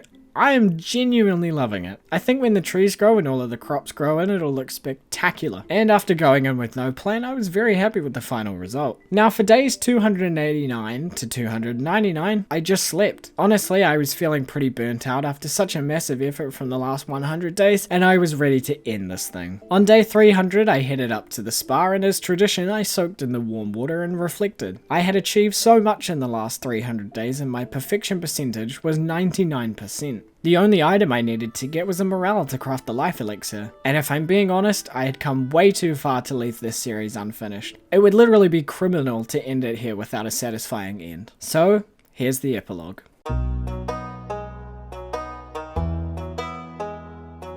To obtain a morale, I had to get back around to spring, so I basically went full hibernation mode and slept through winter in the first half of spring. I emerged on the 12th of spring, year 4, and headed to the secret forest where I picked up a single morale and headed back home. I crafted the life elixir, which gave me the Craftmaster achievement, meaning that I had crafted every item. I headed on over to Mr. Key's walnut room, and sure enough, my percentage was at 100%. Waking up the next day, I rode Clip-Clop to the start of the summit and decided just to walk. I was honestly feeling a bit emotional as I met up with Abigail on the summit. To think that this was my first time ever reaching perfection, and being able to share that journey along with you all watching has been a dream come true. As I watched the credits roll, I felt so much love for this game and all of you watching. Back at Mr. Key's walnut room, I picked up the statue of true perfection, I put it down next to my golden clock on my farm, and I logged out. So to answer the question, how far can I get in 300 days of Stardew Valley? Pretty far actually, perfection in fact. It has been an absolute joy to bring you this series, and I thank each and every one of you for watching along and supporting me. Speaking of support, make sure to leave a like and subscribe for making it to perfection for the first time ever, and if you do feel so inclined, make sure to join our Discord server too. It's a lot of fun and everyone's super kind, so come and hang out. Anyway, thank you all so much for watching. You have made this series unforgettable for me, and everyone else watching. You are all wonderful people, so have a wonderful day. Thank you for watching.